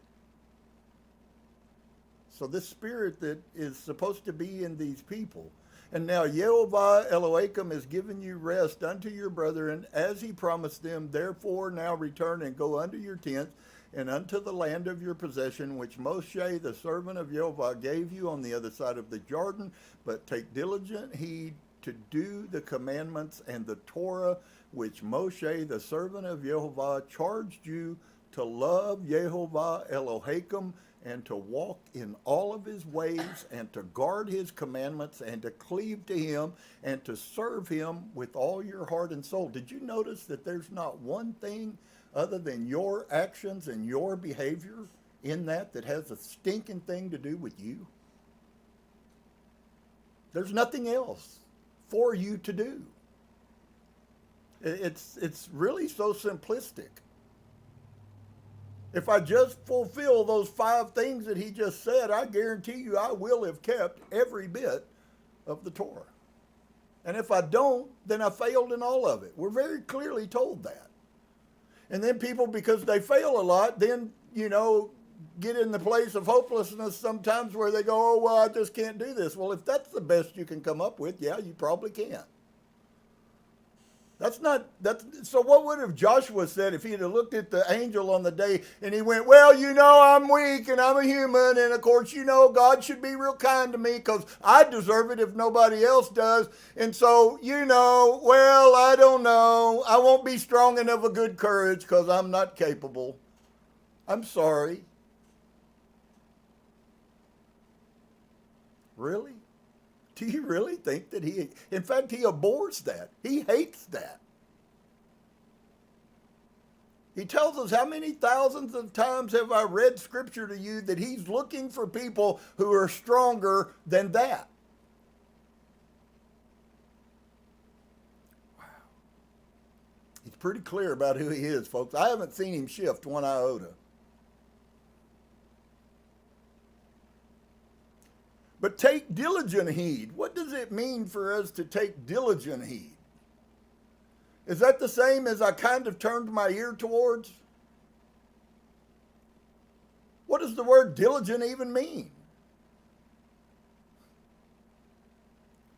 And what is paying heed? What does that mean? That means that I gave everything to hear what he was really trying to tell us. That's diligent heed. To do the commandments. Oh, it didn't say to recite the commandments, did it? Your words really don't mean anything, friend. Your actions mean everything.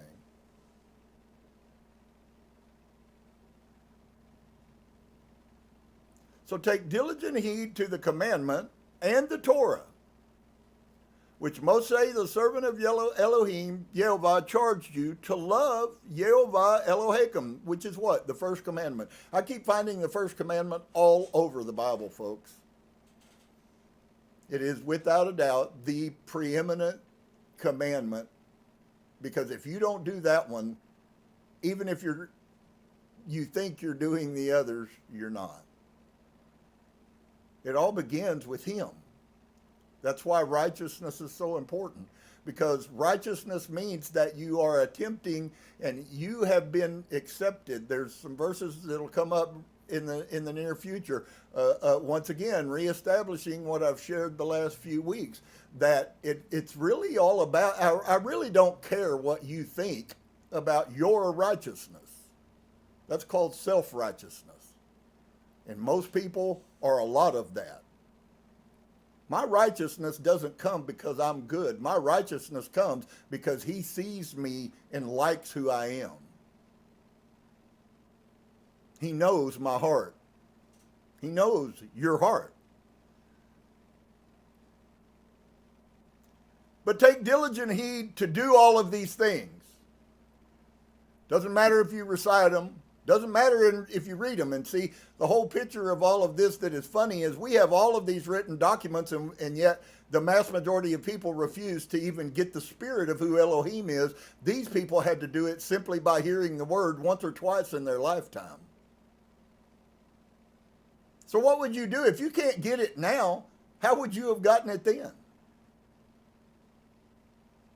You didn't have the internet. You didn't have paper Bibles. You had 10 words written on a stone, and that was everything, and it had to mean everything to you. And if it didn't mean everything to you, you were destroyed, inevitably. Whether that be in Sheol or whether that be destroyed physically and then in Sheol. But take diligent heed to his commandment and the Torah. Now, I promise you, there are lots of Christians that are going to tell you tomorrow that the Torah is done away with. And that's a dead giveaway of the truth. If you choose to believe them, good luck. I hope you do. I mean, if that's what your heart is. But it ain't going to help you at Judgment Day.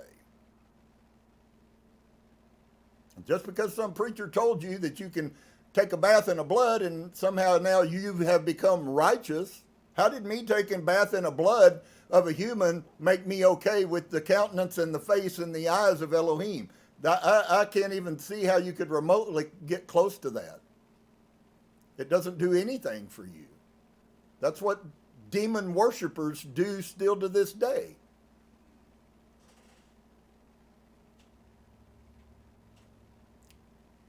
Which the servant of Yehovah charged you to love Yehovah Elohim.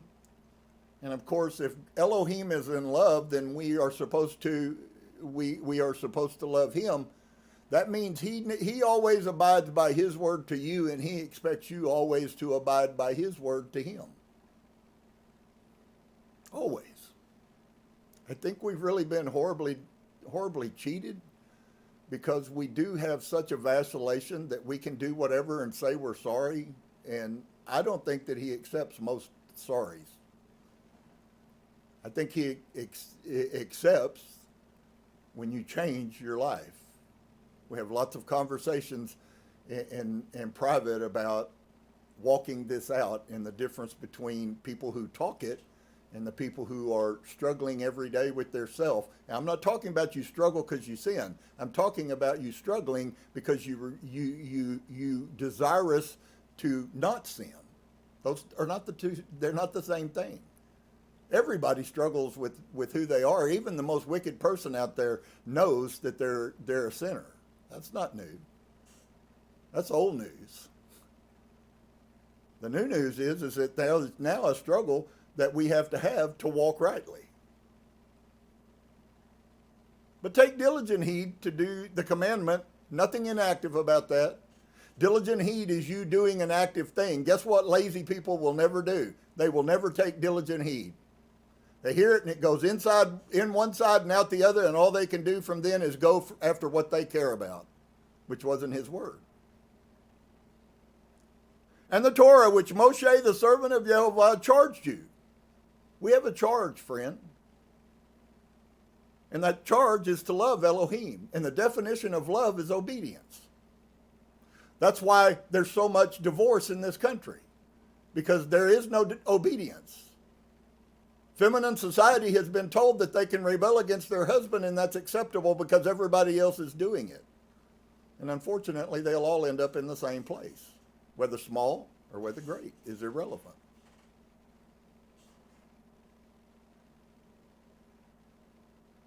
We're charged to love. Wow. Did you know you had a charge, Mike?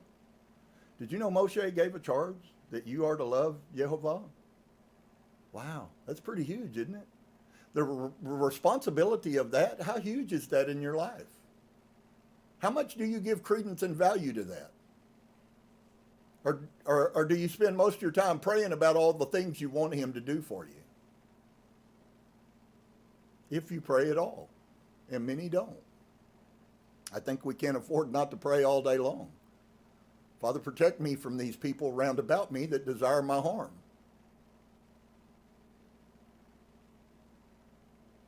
Which Mosheh, the servant of Yehovah, charged you, to love Yehovah Elohim, and to walk in all of his ways, and to guard his commandments, and to cleave unto him, and to serve him. So, folks, if you walk all day long and you cleave unto him, you pray, Father, please protect me. I want to do your will. I don't want to do wrong things because of unjust people. I want to do what's right, and I have to keep putting your word back in front of me and correcting my behavior because of it. Now, in the middle of that, obviously, everybody should come to a real simple understanding that you're going to fail. But there's a difference between every time you begin this, you fail. That becomes a hard issue. Because you should be having some successes. In fact, you should be having lots of successes. Doesn't mean that you're perfect, though. And the Word gives us room and understanding to be imperfect humans walking from a perfect heart. See the difference? Everyone is an imperfect human, but not everybody's walking with a perfect heart. And to walk in all of his ways, and to guard his commandments, and to cleave unto him, and to serve him with all your heart and with all your soul. So is it all about him, or is it really all about you? Pride says it's all about you. Yehovah says it's all about him. So Yahusha blessed them, and he sent them away, and they went unto their tents. No longer under the confining arm of the righteous man of Elohim, are they? Now they got to go live it on their own. Now to the 1.5 tribe of Manasseh, Mosheh had given possession in Bashan, and unto the other half thereof gave Yahusha amongst their brethren on this side of the Jordan westward. And when Yahusha sent them away also unto their tents, then he blessed them. And he spoke unto them, saying, Return with much riches unto your tent, and with much cattle. So it's obvious that part of Yehovah's plan is for us to be blessed and to be prosperous. I read to you in the final wisdom of Ecclesiasticus that if you get wisdom, Elohim will give you much gold. I just read that to you 2 days ago. This never has been him wanting. He's going to bring us through when there's nothing, and he's going to bring us to a place that is something. That's how he works. It's a journey. Now to the 1/2 tribe of Manasseh had given possession in Bashan, but he tells them to return. Go back across the Jordan, go back to the land Mosheh give you, and be blessed. I would above all things that you prosper, and you also prosper in your health. I would above all things. That is so beautiful that's Yah's. But the problem is that if you teach that to people for long enough, incorrectly, then they form a belief system that they are blessed even when they're walking in blatant disobedience. And that's the scary part right there of the lie that is ruling this world. One of them, if you go to Islam, that lie is ruling that world. If you go to Judaism, that lie is ruling that world. What if we went to the scripture and let the truth rule our world? That's all I'm really obligated to do, friend. And that's all you're obligated to do, is all of his commands. That's it.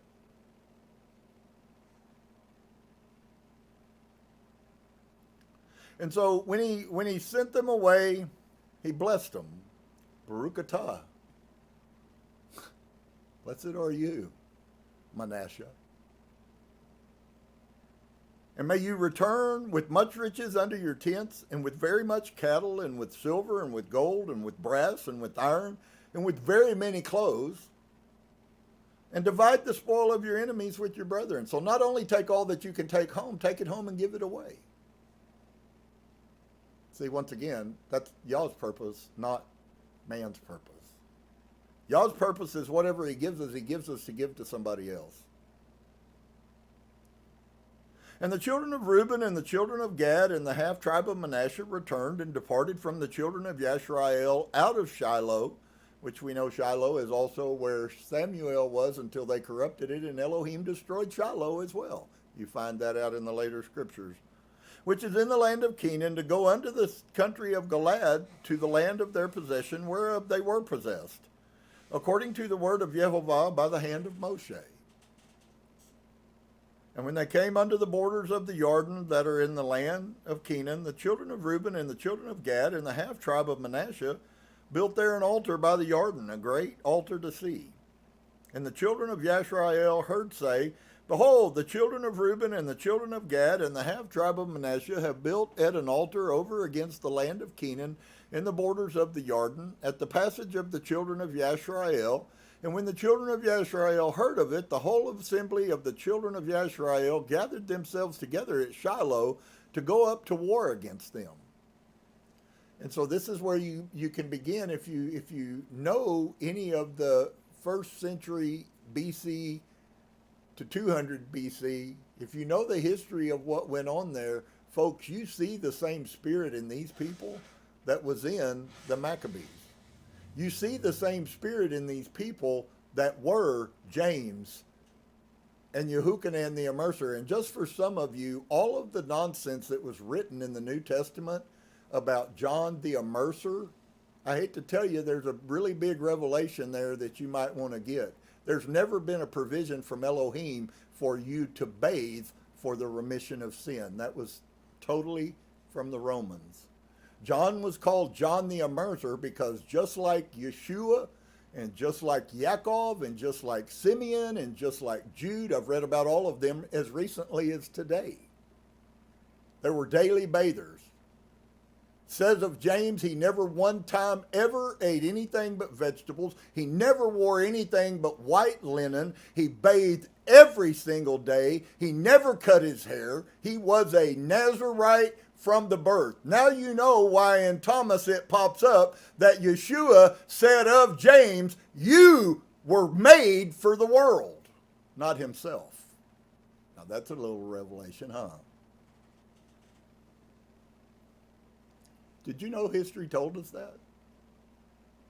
Probably not. But I feel like that's quite important. Especially when we get into the homilies and you start seeing how the whole Jewish nation and the whole religious societies killed that man. The only just man.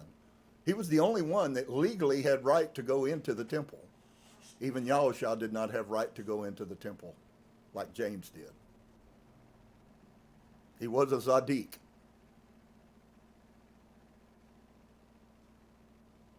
Zaddik means a righteous one.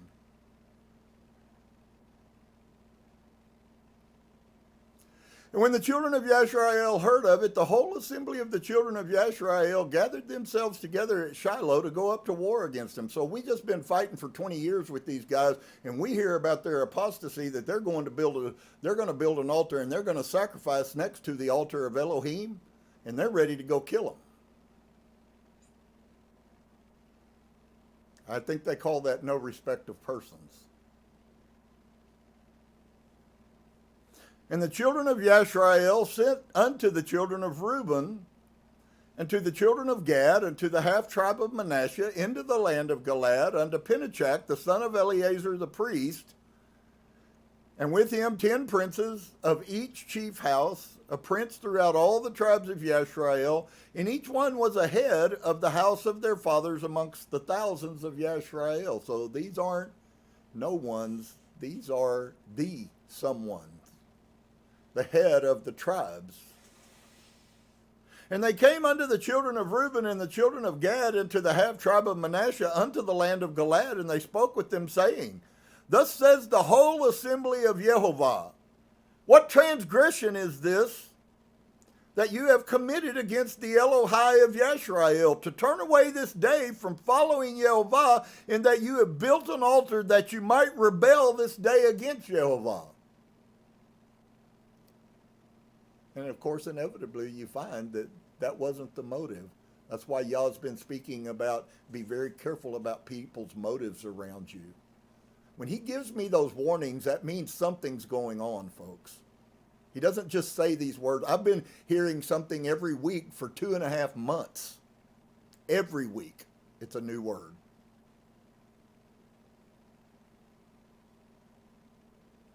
And they came unto the children of Reuben and to the children of Gad and to the half tribe of Manasseh unto the land of Galaad, and they spoke to them, saying, thus says the whole assembly of Yehovah. So they have a complete mindset at this point. What transgression is that you have committed against the Elohai of Yashar'el, to turn away this day from following Yehovah, in that you have built an altar that you might rebel this day against Yehovah? Is at the iniquity of Peor too little for us, for which we are not cleansed until this very day? Although there was a plague in the assembly of Yehovah. And after what they've been through and having people die because of one man's sin, isn't that funny? One man can rock a whole nation. If you believe that your bad behavior or good behavior is insignificant, you are very naive about who Elohim is.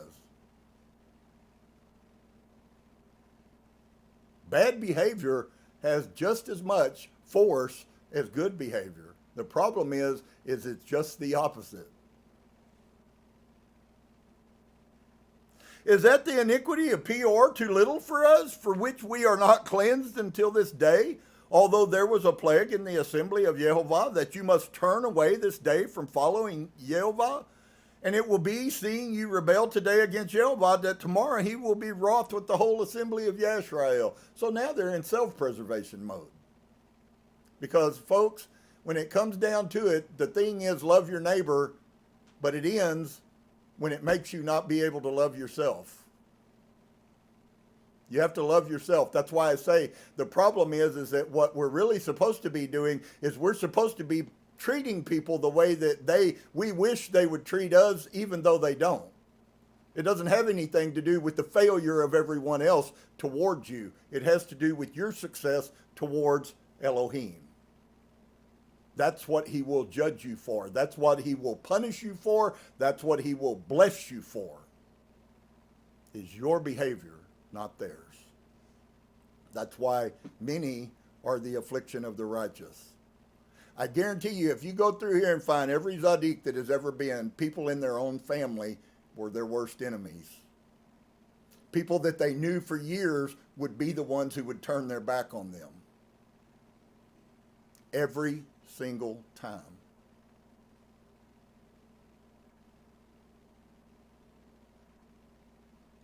But that you must turn away this day from following Yehovah, and it will be, seeing you rebel today against Yehovah, that tomorrow he will be wroth with all of us.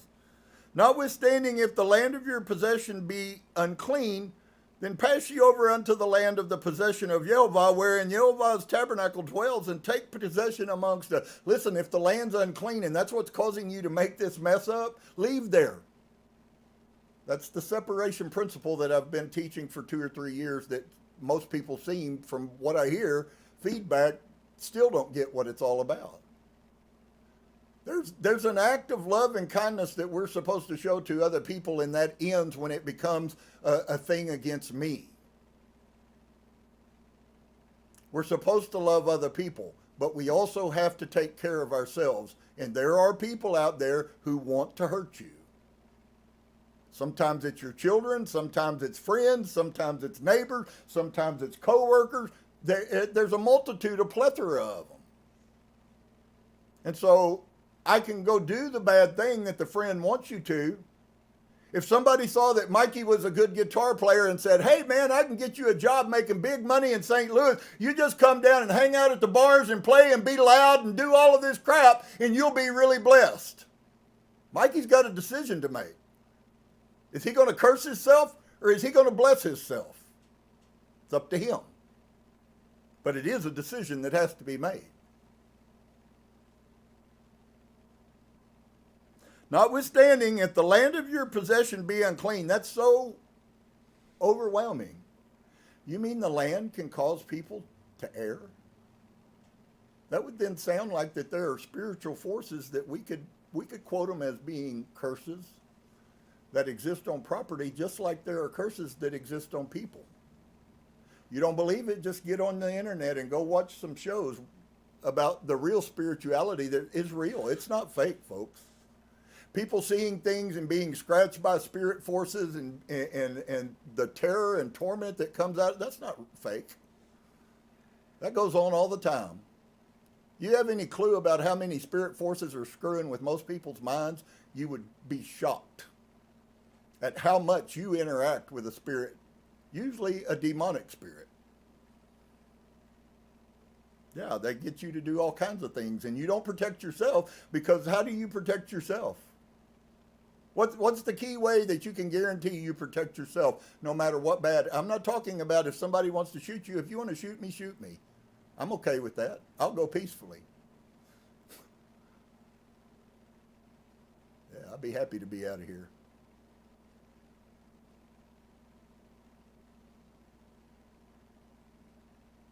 So that a piece of land will cause them. Well, of course, we know that that wasn't the case. But what it does is it draws a very stark reality to sometimes how much we prove by our actions that we don't believe him. Because just like the Maccabees could have faked it and acted like they were eating pork while they ate some other meat, and Rome wouldn't have killed them. But that wasn't the point. The point was it's worth dying to me if keeping his word. Why? Because they had a greater vision of what is to come after, folks. That there is really a judgment day that you're going to stand, and Yehovah has said that you are going to be destroyed or exonerated, and it's all predicated on one simple little thing: your ability to behave according to his commandments, or your inability to control yourself. That's the predicate for judgment. Nobody's going to do it for you. Nobody's going to help you. Oh, woe is me. I'm sorrowful. You failed 20 times, but you kept trying, or you failed 5 times and you just quit.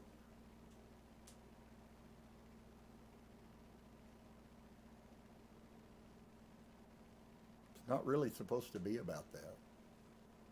The point is if you're Yahs, you're supposed to be winning some battles, folks. You're not supposed to keep doing the same stupid things you've been doing your whole life and think somehow things are different. They're not different. You're the same person you were.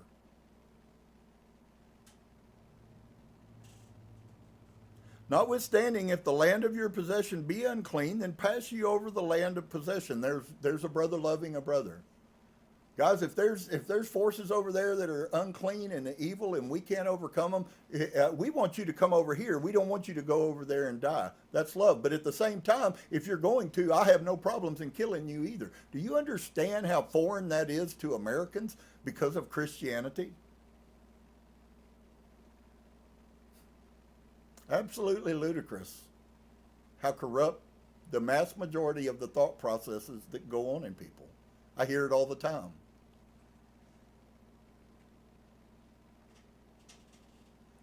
I saw a prophetic thing. I don't know if it's true, but I did correlate it. There's a band out there that's relatively popular, and they came out with a new album, and now they're putting out songs one by one. They just released a new song that says, "Preacher, can't you quit? Can't you just one time tell me something good?" And within 2 weeks, their drummer's dead. You might see prophetically Yah speaking to somebody that has ears to hear, and the rest won't get it anyways.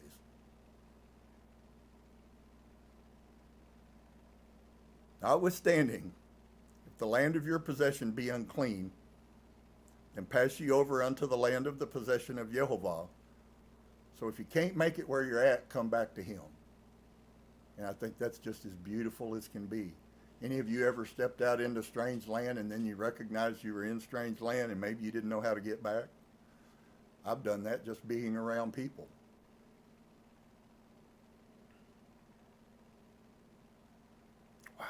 How beautiful. But come where Yehovah's tabernacle dwells, and take possession amongst us, but rebel not against Yehovah. That's exactly my message, folks. It's all right here in a nutshell.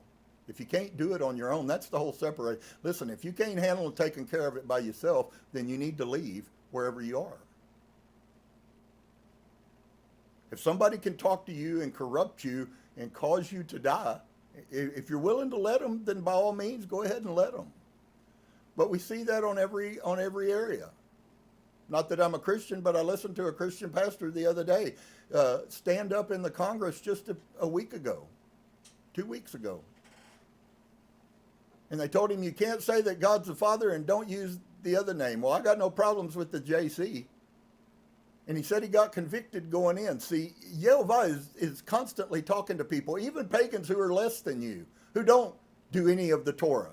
He's still speaking to them. Why? Because he knows where somebody's going to end up. He already knows that, folks. He already knows who are his people, and he knows those who won't. And so he's always fishing. Can I get him to bite? Maybe there's no biting in him.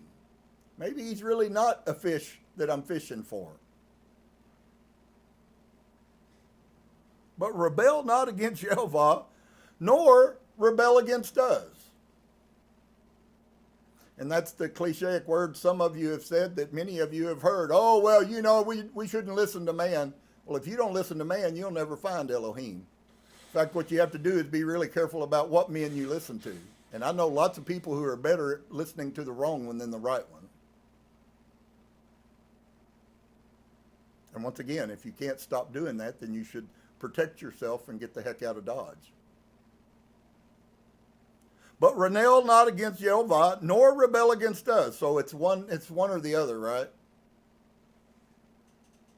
These first century believers didn't believe that. That it's one or the other. They knew it was both.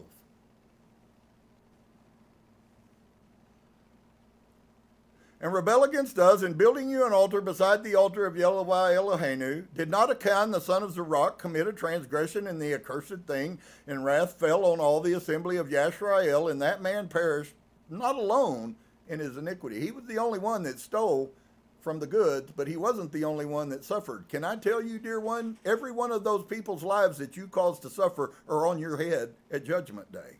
I got some scriptures. I had 20 messages I wanted to teach today because they all tie together. It's just like the statement, if you see a murder and you don't say something about it, you're cursed just like you had killed the person. Wow, that's pretty huge. Then the children of Reuben and the children of Gad and the half-tribe of Manasseh answered and said unto the heads of the thousands of Yashar'el, Yehovah Elohim of Elohim, Yehovah Elohim of Elohim. What's it doing? It's getting louder. We know that they very seldom call him Yehovah. They call him constantly Elohim. Elohim, Elohim, Elohim, Elohim. He knows. In Yashar'el he shall know. So in other words, do you see it? Folks, I'm not missing the mark. I'm trying to kindly share with some people that there's a path and most people do not know it, nor do they want it, because it requires everything. If it be in rebellion, so Elohim of Elohim, Yehovah Elohim of Elohim, he knows, in Yashar'el he shall know. If it be in rebellion or in transgression against Yehovah, save us not this day. That's pretty big.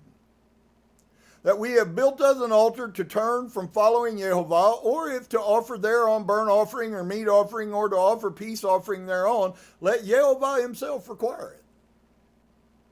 And that's the people who get attacked, and they did, for a right reason.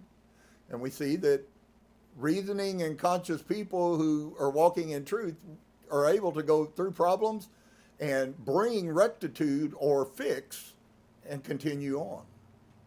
Very, very clear that has to be part of it. that we have built us an altar to turn from following Yehovah, or to offer their own burnt offerings or meat offerings, or to offer peace offering their own. Let Yehovah himself require it.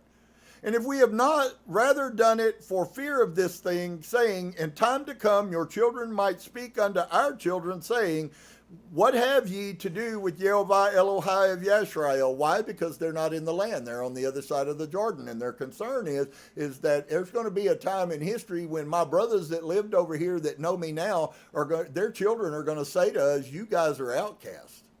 You're not part of us. You're not part of Israel. And it concerned them, and I think that's a very valid concern.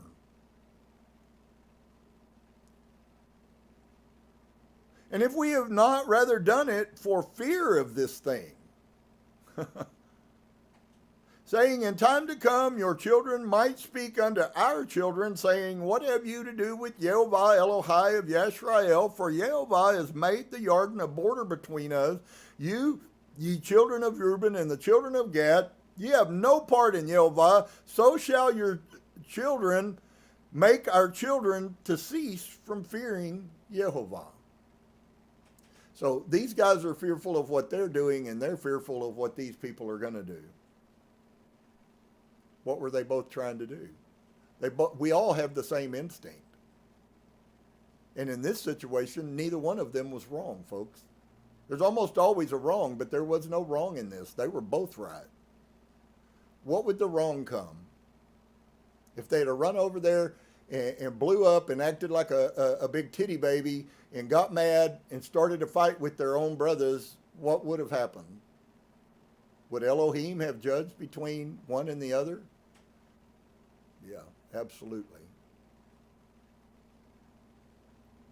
And if we have not rather done it for fear of this thing, that's an interesting statement. I wish that we would do everything for fear of the thing. Well, I don't want to step that way because of the fear of what that would mean. You say, well, it sounds like you're saying we should walk around scared all the time. I didn't say scared. I said fear. And I'm not talking a negative fear. I'm talking an Elohim type fear. You reverence what Yah is going to do to you if you be found in the wrong. Because if you're found in the right, then inevitably, even if you feared him, it ain't going to matter negatively, is it? It's like me telling the preacher that died 6 months later, you recognize that your Christian doctrine, if you're wrong and you're standing here scoffing me, you're going to pay a price for that. 6 months later, he was dead. You just can't play games with him. He's serious about this stuff, folks.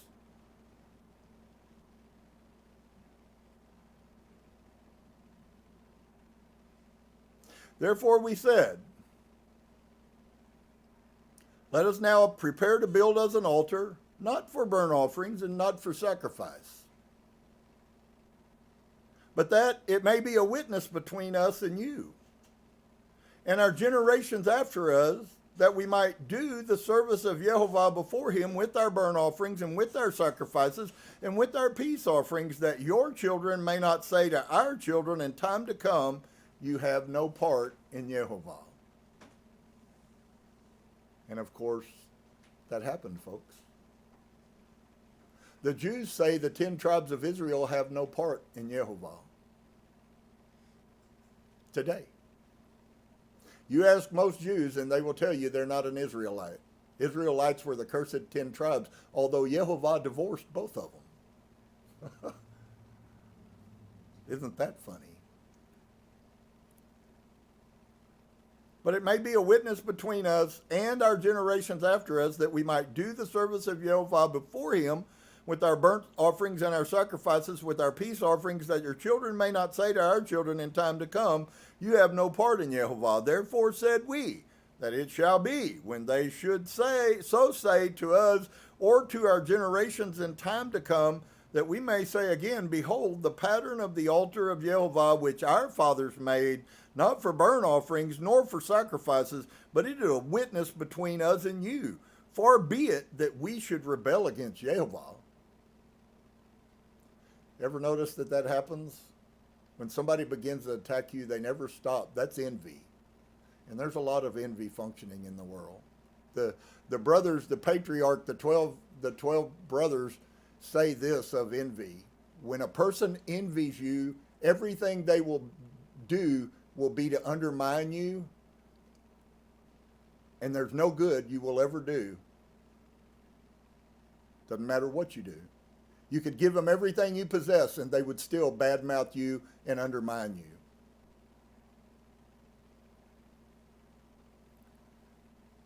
Wow. Far be it that we should rebel against Yehovah, and turn this day from following Yehovah to build an offering for burnt offerings, for meat offerings, and for sacrifices beside the altar of Yehovah Eloheinu, that is, before his tabernacle. And when Penachak the priest and the princes of the assembly and heads of the thousands of Yashar'el, which were, heard him, the words that the children of Reuben and the children of Gad and the children of Manasseh spoke, it pleased them. And Penachak the son of Eleazar the priest said unto the children of Reuben and to the children of Gad and to the children of Manasseh, this day we perceive that Yehovah is among us, because you have not committed this transgression against Yehovah. Now you have delivered at the children of Yashar'el out of the hand of Yehovah. And Penachak the son of Eleazar the priest and the princes returned from the children of Reuben and from the children of Gad and unto the land of Galaad, unto the land of Canaan, to the children of Yashar'el, and brought them word again. And the thing pleased the children of Yashar'el, and the children of Yashar'el blessed Elohim, and did not intend to go up against them in battle, to destroy the land wherein the children of Reuben and Gad dwelt. And the children of Reuben and the children of Gad called the altar Ed, for it shall be a witness between us that Yehovah is Elohim. And it came to pass a long time after that, Yehovah had given rest unto Yashar'el from all their enemies and round about, that Yahushua waxed old and stricken in age, and Yahushua called for all Yashar'el, and for their elders, and for their heads, and for their judges, and for their officers, and said unto them, I am old and stricken in age, and you have seen all that Yehovah has done unto all these nations because of you. For Yehovah Elohim is he that has fought for you. Once again, vengeance is mine, saith Yehovah. We really could benefit ourselves by constantly recognizing, because what that does is it's supposed to bring you to a place of humility where you let go of things and trust him. And that's really hard for us to do. We've been so taught that somehow you failed if you put your belief, I'm not talking about Christian faith, I'm talking about true belief in Elohim, that if he said it, he really meant it, and if he really meant it, he will really do it. And I've watched it 1,000 times. There's absolutely no fail in him. The only fail that goes on is when we quit that, and it should scare us to death. Sometimes it might, sometimes it might not. That's not a good place to be, though.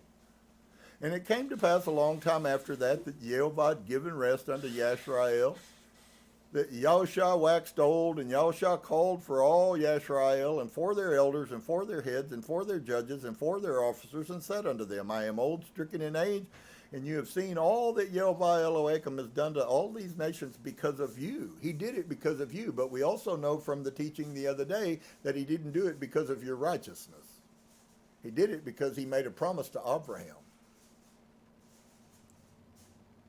Behold, I have divided unto you by lot at the nations that remain to be an inheritance for your tribes from the Jordan with all the nations that I have cut off, even unto the great sea westward. And Yehovah Elohim, he shall expel them from before you, and drive them from out of your sight, and you shall possess their land, as Yehovah Elohim has promised unto you. Be ye therefore very courageous to guard and to do all that is written in the Sefer of the Torah of Mosheh, that you turn not aside therefrom to the right hand or to the left, that you come not amongst these nations, these that remain amongst you, neither make mention of the name of their Elohim, nor cause to swear by them, neither serve them, nor bow yourselves unto them, but cleave unto Yehovah Elohim, as you have done unto this day. For Yehovah is driven out from before you great nations and strong, But as for you, no man has been able to stand before you unto this day. One man of you shall chase 1,000, for Yehovah Elohim, he it is that fights for you. Once again, not one of this has anything to do with the people. This is all a picture to show us who Yah's character is. He said he would fight your battles. Leave it alone and let him do what needs to be done. Might not happen the way you want it to, might not look like you think it should, might not happen when you want it to. But I guarantee you one thing, he never fails. Never. So there's a principle here. When did they go fight? When he didn't orchestrate and ordain for them to fight. Because sometimes letting Elohim fight our fights is him empowering us to win. He never empowers people to lose. Okay? He never.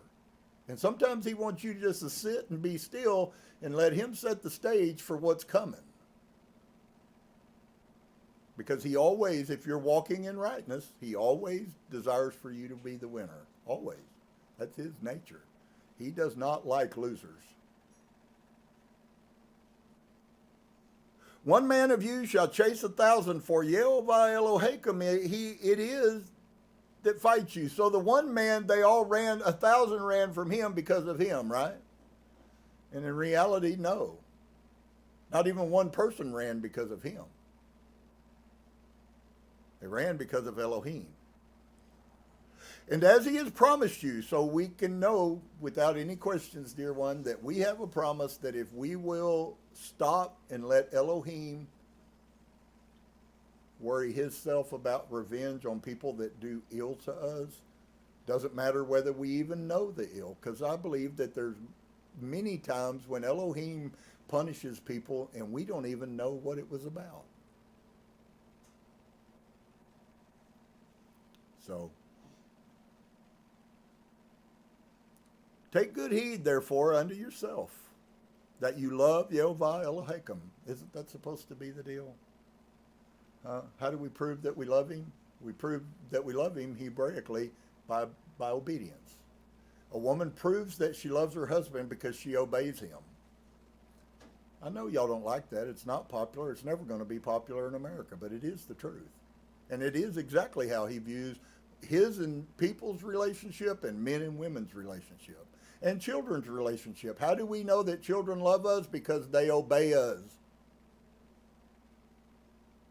We don't seem to quite get that very well sometimes. We compromise, and we're going to watch as we go on through here. You're going to see a lot of times where righteousness is always struggling with people making wrong decisions that they think are right decisions. Y'all know the clichéic terms. You've heard them 1,000 times. Well, Brother Turner, that's not what the Christmas tree means to me. Hold on here a second. Now, am I trying to live my life according to what you think? You're welcome to think that, friends. Go get you a Christmas tree and spend all your money. Charge your credit cards to $50,000 a piece. It's not going to be anything to anybody else except to you, and to you it's a curse. So there's a fine line here. Folks, you can sin all you want to. The only question is if that's what you're doing and if that's who you are, then that's who you are. Just be honest. Take good heed unto yourselves, therefore, that you love Yehovah Elohim, or obey his commandments. You keep all of his rulings. You keep his decisions. You don't tell him, well, that's not what I think it means. You say that is what it means because that's what you told me it means. You hear that's a different animal. Christianity's done a lot of damage to a lot of minds, folks. That brainwashing is deep inside of some people, and if they tried with all their might, they probably never could dig all of it out. On the other side, if they're not trying at all, I guarantee you they won't get any of it out. Right? Else if you do it in any wise, go back and cleave unto the remnant of these nations, even these that remain amongst you, and shall make marriage with them, and go in unto them, and they to you. Know for a certainty that Yehovah Elohim will no more drive out any of these nations from before you, but they shall be snares and traps unto you. What did I talk about a while ago? We have to walk our lives protecting ourselves. And unfortunately, sometimes the enemy is those who are close, and you must protect yourself at all cost. It's their business if they're lost, but it's my business if I'm not lost. Know for a certainty. If you can't settle this inside of you, I'm afraid you may be doomed already. Know of a certainty. Wow.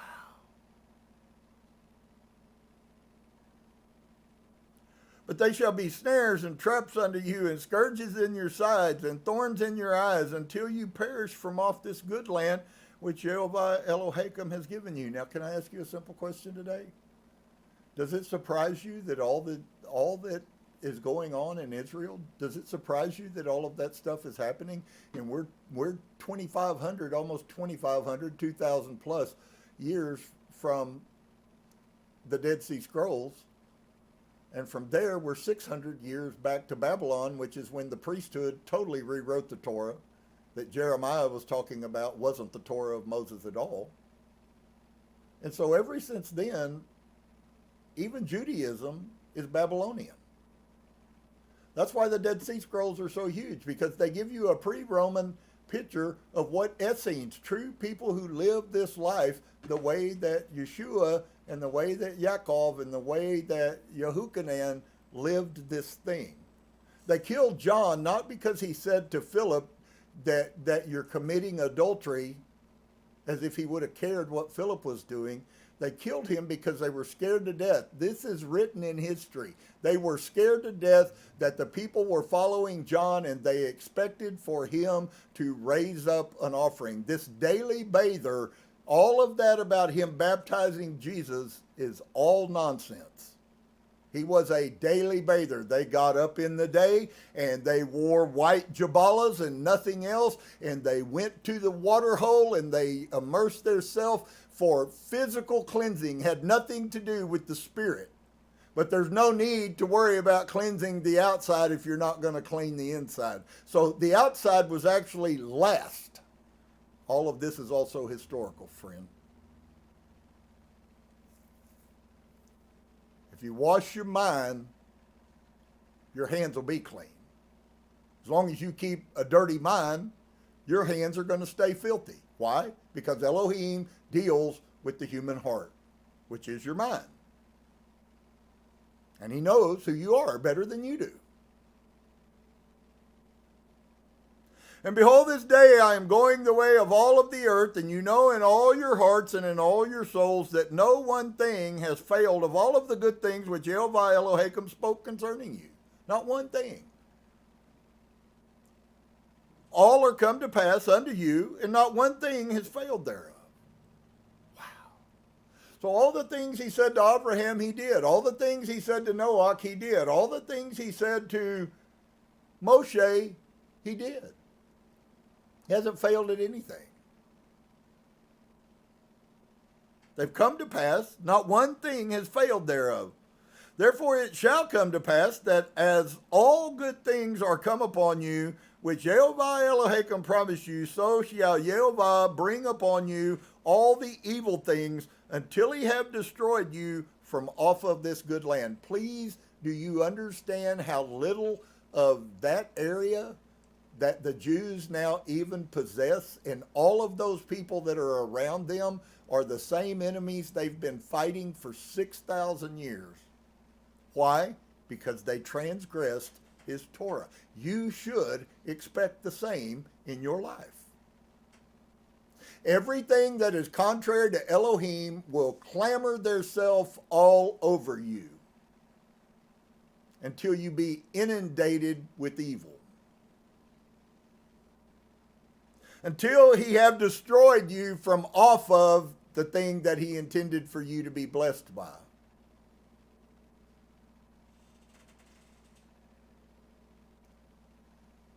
When you have transgressed the covenant of Yehovah Elohim, which he commanded you.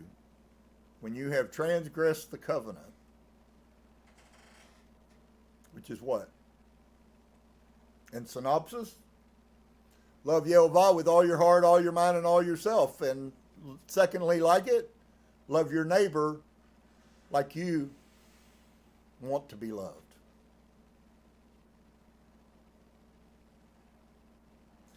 And you have gone and served other Elohim and bowed yourselves to them, then shall the anger of Yehovah be kindled against you. And you shall perish quickly from off of the good land which has given unto us. And I want to share with you guys, when you begin to know the truth and you begin to try to walk it, it's infinitely harder after you come to the beginning of some kind of knowledge or some kind of wisdom. It's infinitely harder when you fail to get back there. I don't know why that is. There was a guy I knew, and Elohim touched me and healed me instantly of smoking cigarettes after 30 years. And another preacher that I met heard my testimony, and he said, you know, I think God might have done the same thing for me. And I went, wonderful, hallelujah. He's the same Elohim as he's always been. And he goes, and then I decided I wanted to go smoke some more. He said, you know, the hardest thing I ever did was quitting that second time. What about third time? You think it'll be easier then? See, the problem is that many times our sin, our transgression of loving our neighbor as ourselves, or the way we want to be loved, the transgression of loving Elohim in the manner in which he said, which is completely. In a nutshell, all of that about love me with all your heart, all your mind, and all yourself, what he's really saying is I really want to consume you 100%. If I am not your priority, you are not my child. Wow. You hear how huge that is? Crazy, but it's exactly what he said. You must love me with all your heart, all your mind, all your substance. And secondly, you do just like that, which is you love people the way that you're supposed to love me. And so what do? We don't pay any concern to people, and all we can do is say, yada, yada, yada, I want. And Yahushua said unto all the people before Elohim, I'm sorrowful, I jumped ahead. Wow.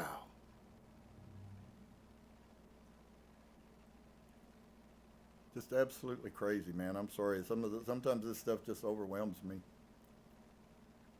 So you shall Yehovah bring you up upon you all the evil things until he have destroyed you from off of this good land which Yehovah Elohim has given you. When you have transgressed the covenant of Yehovah Elohim which he commanded you, and have gone and served other Elohim, bowed yourselves to them, then shall the anger of Yehovah be kindled against you, and you shall perish quickly from off the good land which he has given unto you.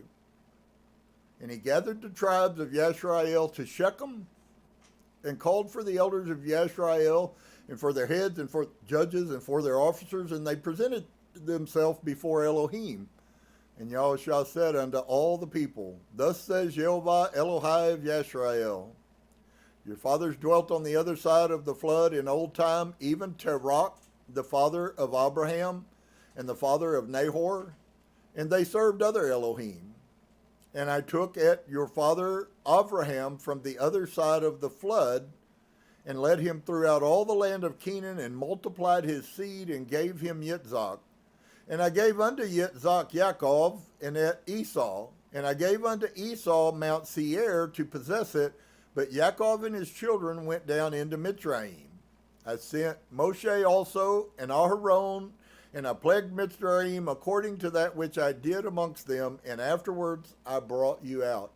See, once again, the whole narrative is really we are used as vehicles for him, but only he can do it. That's why I hear people that say words about when they don't like a message or something, you know. Friend, if I was trying to please you, I could probably concoct a really nice story that would make you feel all warm and fuzzy inside. But I ain't trying to please you. I'm trying to impart truth that is going to mean the difference between life and death for many people. And because I have that revelation doesn't mean anybody else does. Not that they're prohibited from it, I just don't know if they do. It's not my business to know. That's Elohim's, right? It's Elohim's to know. And I brought your fathers out of Mitzrayim, and you came unto the sea, and Mitzrayim pursued after your fathers with chariots and horsemen unto the Red Sea, Yom Suf. And when they cried unto El Yehovah, he put darkness between you and the Mitzrayim, and brought at the sea upon them, and covered them, and your eyes have seen what I have done in Mitzrayim. And you dwelt in the wilderness a long season, and I brought you into the land of the Amorim, which dwelt on the other side of the Jordan. And they fought with you, and I gave them into your hand that you might possess their land. And I destroyed them from before you. Then Balak, the son of Zippor, king of Moab, arose and warred against Yashar'el, sent and called Balaam, the son of Beor, to curse you. But I would not hearken unto Balaam, therefore he blessed you still. So, see guys, if you're walking right, just because other people are trying to hurt you, doesn't mean Elohim's listening to them. In fact, the truth is he will never listen to them. And he will turn that which they desire for my harm back on them. That's what a man sows, that's what he reaps. But I would not hearken unto Balaam, therefore he blessed you still, so I delivered you out of his hand. And you went over the Jordan and came unto Jericho, and the men of Jericho fought against you, and the Amorim, and the Perizim, and the Kenaim, and the Hittim, and the Girgashim, and the Havim, and the Yevusim, and I delivered them into your hand. And I sent the hornet before you, which drove them out from before you, even the two kings of the Amorim, but not with your sword, nor with your bow. So it's really by Elohim's benevolence that he desires to choose people to go into battle for him. It's not them that are going to battle, but you have to be worthy for him to use you in battle. And I've given you a land for which you did not labor, and cities which you did not build, and you dwell in them. Of the vineyards and the olive yards which you planted, not do you eat. Now therefore, fear Yehovah, and serve him in sincerity and in truth, which is exactly what I was talking about, folks. The life of a true Zadik, a true person that is walking in righteousness, isn't specifically about your perfection. It has to do with the perfection of your heart.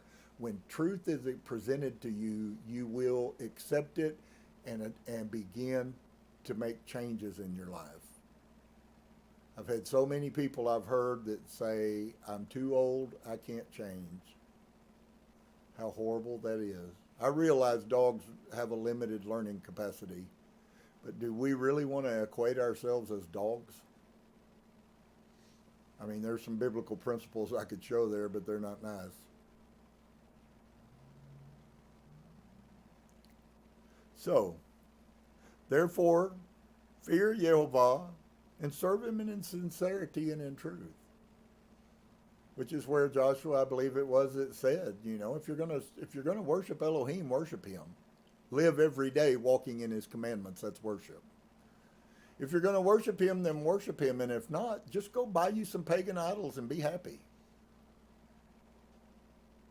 And that sounds hard. I think a lot of people that came out of Christianity just can't deal with this Elohim. I think they really, in many cases, like the lie.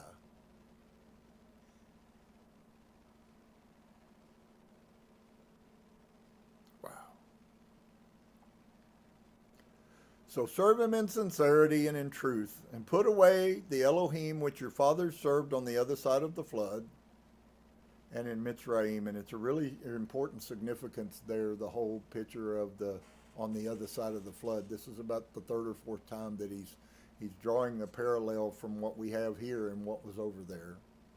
Other than Noah, as far as we know from Scripture, there were no other righteous people, not even including his children. And if you read Noah's epitaph, when they came off the boat, as soon as Noah died, his kids went berserk. Look at them, they're still fighting today. No peace. And there ain't going to be no peace to the people who are fighting Elohim, because I promise you, you're going to lose every single time. Might seem like you won, but even that is proof of your loss. Now therefore, fear him and serve him in sincerity and in truth, and put away the Elohim which your fathers served on the other side of the flood and in Mitzrayim, and serve Yehovah. And if it seem evil unto you to serve Yehovah, choose you this day whom you will serve. Oh, it's funny, isn't that what I just said? Did you notice that he said exactly the same words that I say all the time? I don't say that's the right decision to make, but it's certainly your decision if you want to make it. Whether the Elohim which your fathers served that were on the other side of the flood, or whether the Elohim of the Emorym in whose land you dwell. But as for me and my house, we're going to serve Elohim, or as for me and my house, we're going to be servants of the commandments. Now see, we don't like that. We start thinking all of a sudden that we need some, what do they call it, reparation? Well, I should get repaid. Repaid for what? Elohim will repay you. Wow. And the people answered and said, far be it, we should forsake Yehovah. Have you ever noticed they always say the words and then we find out later that their actions weren't what the words were? To serve other Elohim, for Yehovah Eloheinu, he it is that brought us up and our fathers out of the land of Mitzrayim from the house of bondage, and which did those great signs in our sight, and did guard us in all of the way wherein we went, and amongst all of the people through whom we passed. So it was Yah, folks. Had the Israelis gotten out of Goshen and Mitzrayim, there would have been no protection for them, and they would have ceased to even be a people. They would have dissimulated into all of these nations round about. They would have married their Canaanite wives, and not that that didn't happen, and not that there aren't provisions, but I have to tell you, some of those provisions are not Elohim's words. And Yehovah drove out from before us all the people, even the Emorym which dwelt in the land. Therefore we also serve Yehovah, for he is our Elohim. And Yahushua said unto the people, you cannot serve Yehovah, for he is a holy Elohim. Hold on a minute. Now say what? And Yahushua said unto the people, you cannot serve Yehovah, for he is a holy Elohim. He is a jealous El. He hates when you mess with his kids, just like a good father hates when somebody messes with their kids. He will not forgive your transgressions nor your sins. Unless you what? Unless you teshuvah. You can keep doing them saying, I'm sorry, all you want to, folks. And I know every one of us have been guilty of that. Well, I'm sorry, then go do it again, and I'm sorry, and then do it, and I'm sorry, and I'm sorry, and I'm sorry, and I'm sorry, and there hasn't been any forgiveness yet. That's a fallacy that Christianity loves to put on people. If you'll just say you're sorry, you can go home and not be in shame. You're forgiven, you've gotten eternal salvation back. Well, if it's eternal, how did I lose it?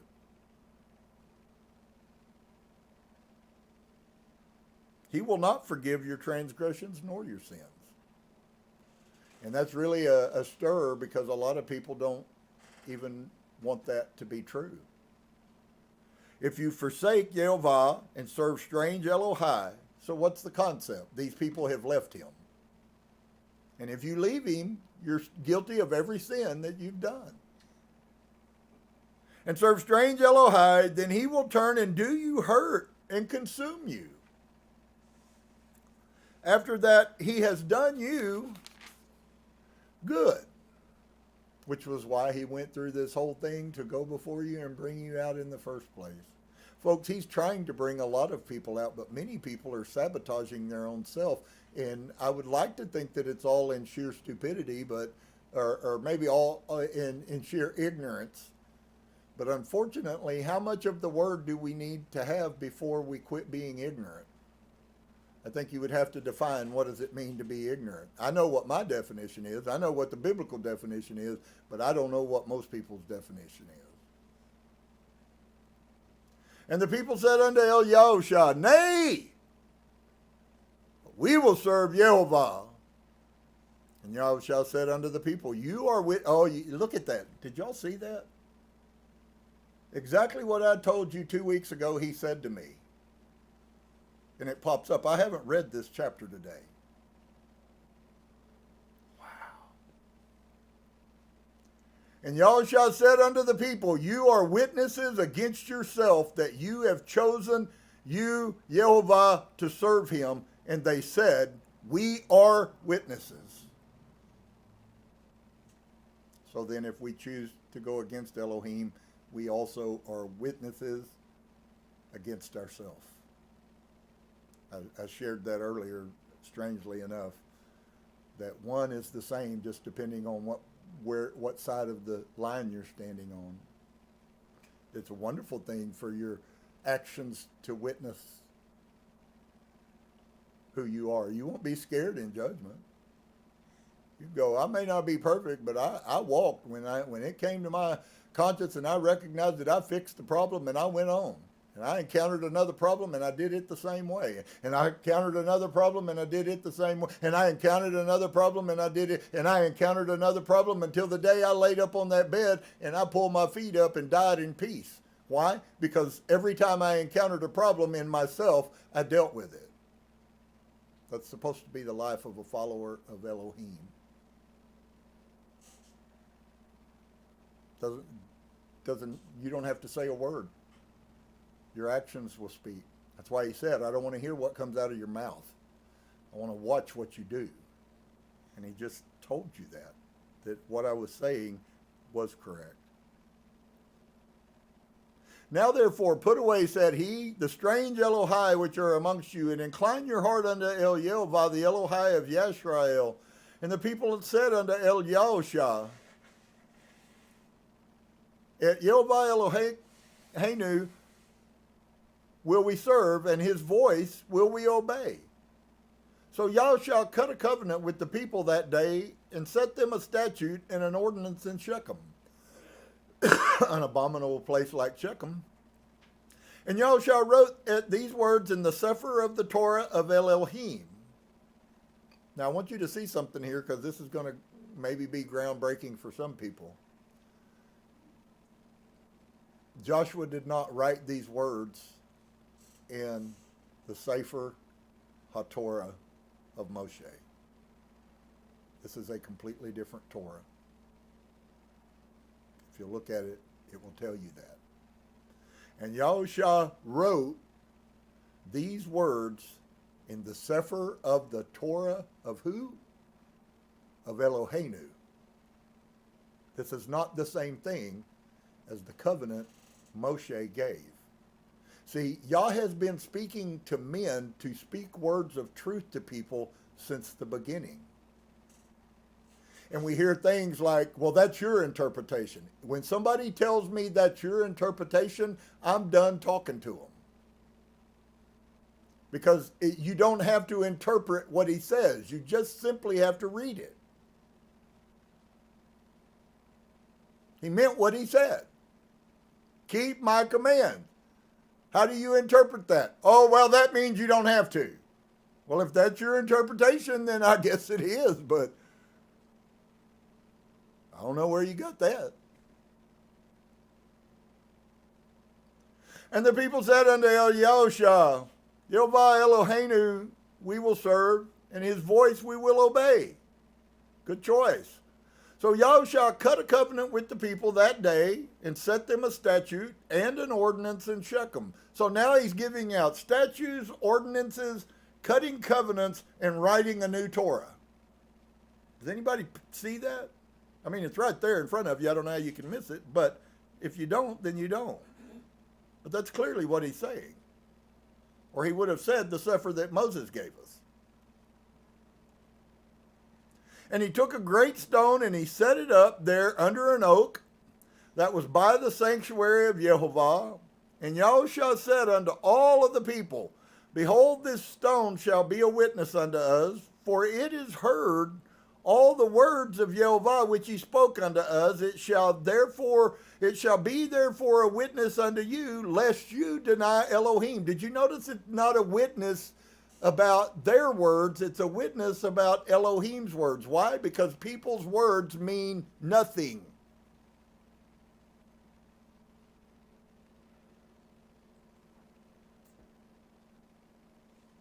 So Yahusha let the people depart, and every man unto his inheritance after. And it came to pass after these things that Yahusha the son of Nun, the servant of Yehovah, died, being 110 years old. And they buried him in the border of his inheritance in Timnath Serach, which is in Mount Ephraim, on the north side of the hill of Gaash. And Yashar'el served at Yehovah all the days of Yahusha, and all the days of the elder that outlived Yahusha, which had known all the works of Yehovah that he had done for Yashar'el. And at the bones of Yosef, which the children of Yashar'el brought up out of Mitzrayim, buried they in Shechem in a parcel of ground, which Yaakov bought of the sons of Hamor, the father of Shechem, for 100 pieces of silver, and it became the inheritance of the children of Yosef. And Eleazar the son of Aharon died, and they buried him in a hill that pertained to Pinachak his son, which was given him in Mount Ephraim. So Yehovah has now gone through the whole cycle. He said what he had to say. He's done what he had to do. His men have walked out their journey. There's a piece that I want to show to you that's really beautiful. And you'll see it come out. I think it'd be pretty easy for people to see. But there is a lot of scripture that says the life of a person has an ordained. We'll see this next week. The life of a person, as in everything that exists. Now that's a big mouthful. But everything that exists, in other words, you will get the sense, I hope you do, you will get the sense that if Yehovah creates something, he never creates anything useless. Okay? That's vanity and that's emptiness. Someone who is useless is vain. They're empty. They have no value. They're not worth anything. Which is what Yeshua would have been talking when he said, if you've lost your inside of you, you're worthless. You deserve to be thrown out in the street and trampled. Okay, the concept was a spiritual concept. He was using physical things to voice that. But you'll see next week how really critical Elohim is about that there was an ordained purpose for every human on the face of this earth. Now, I haven't met any preachers that I've talked to that know that. I'm not saying there's not some out there. I hope there is. I hope there's lots of them. But there is a very strong principle. The problem that I see is that the mass majority of people, and I can't really define everybody's heart, everybody's motive, everybody's belief system. Some people say one thing and it sounds to me like one thing, and then I find out it's totally different. Okay? But Elohim has a plan. I'd like for you to stop and think about all of the people that we know about from the Bible. And I know oftentimes we don't probably write ourselves into those narratives like we should. Because if you wrote yourself into the narrative, you know, like, and Elohim told Mosheh and Rob, because he did. He told you too. He told you to obey me. And if you obey me, I'll guide you. I'll take you by the streams. I'll plant you by a stream of water. I'll give you green grasses. I'll do all these things. But it's only if. Okay, if is one of those, and everybody knows it, if is one of them huge words that means so much more oftentimes than what we give it credit for. So there is an ordained, and like I said, I'll show you, this is going to unfold over the next few weeks, that Elohim had a very specific ordained purpose in the people that he created. Now I would like to say, so I'm going to say this is what I think, this is my heart, is that he actually has an ordained purpose for all human beings. I'm not sure that I really believe that. That's what I wish. Okay? I believe Elohim has people that he's chosen, that he puts on this earth to do his plan in spite of all of the people that aren't. And I promise you, you can certainly see that with Joshua's life. You can see that with Caleb's life. You can see that with Mosheh's life. Was Mitzrayim greater than Mosheh? Or did Elohim know exactly what Mosheh needed to do to get him out of there so he could get him out to the desert so that he could get away? Once again, please, there's a metaphoric picture that most people have missed about Moses. Moses had to leave the good land. He was a son of the king. You guys starved. There was nothing that he wanted for. Nothing. He was the son of the king of Egypt. And Elohim had to take him through different situations. He had to take him out of the prosperity place and put him in the lonely desert to give him his calling. Does that sound accidental to you? Would Yah have called Moshe if he had stayed in Egypt and not killed that guy? Of course, nobody can answer. You can only speculate. But my question is this, and then it's this in relative to us. Even if he does have an ordained purpose for us, don't we have to listen to hear that?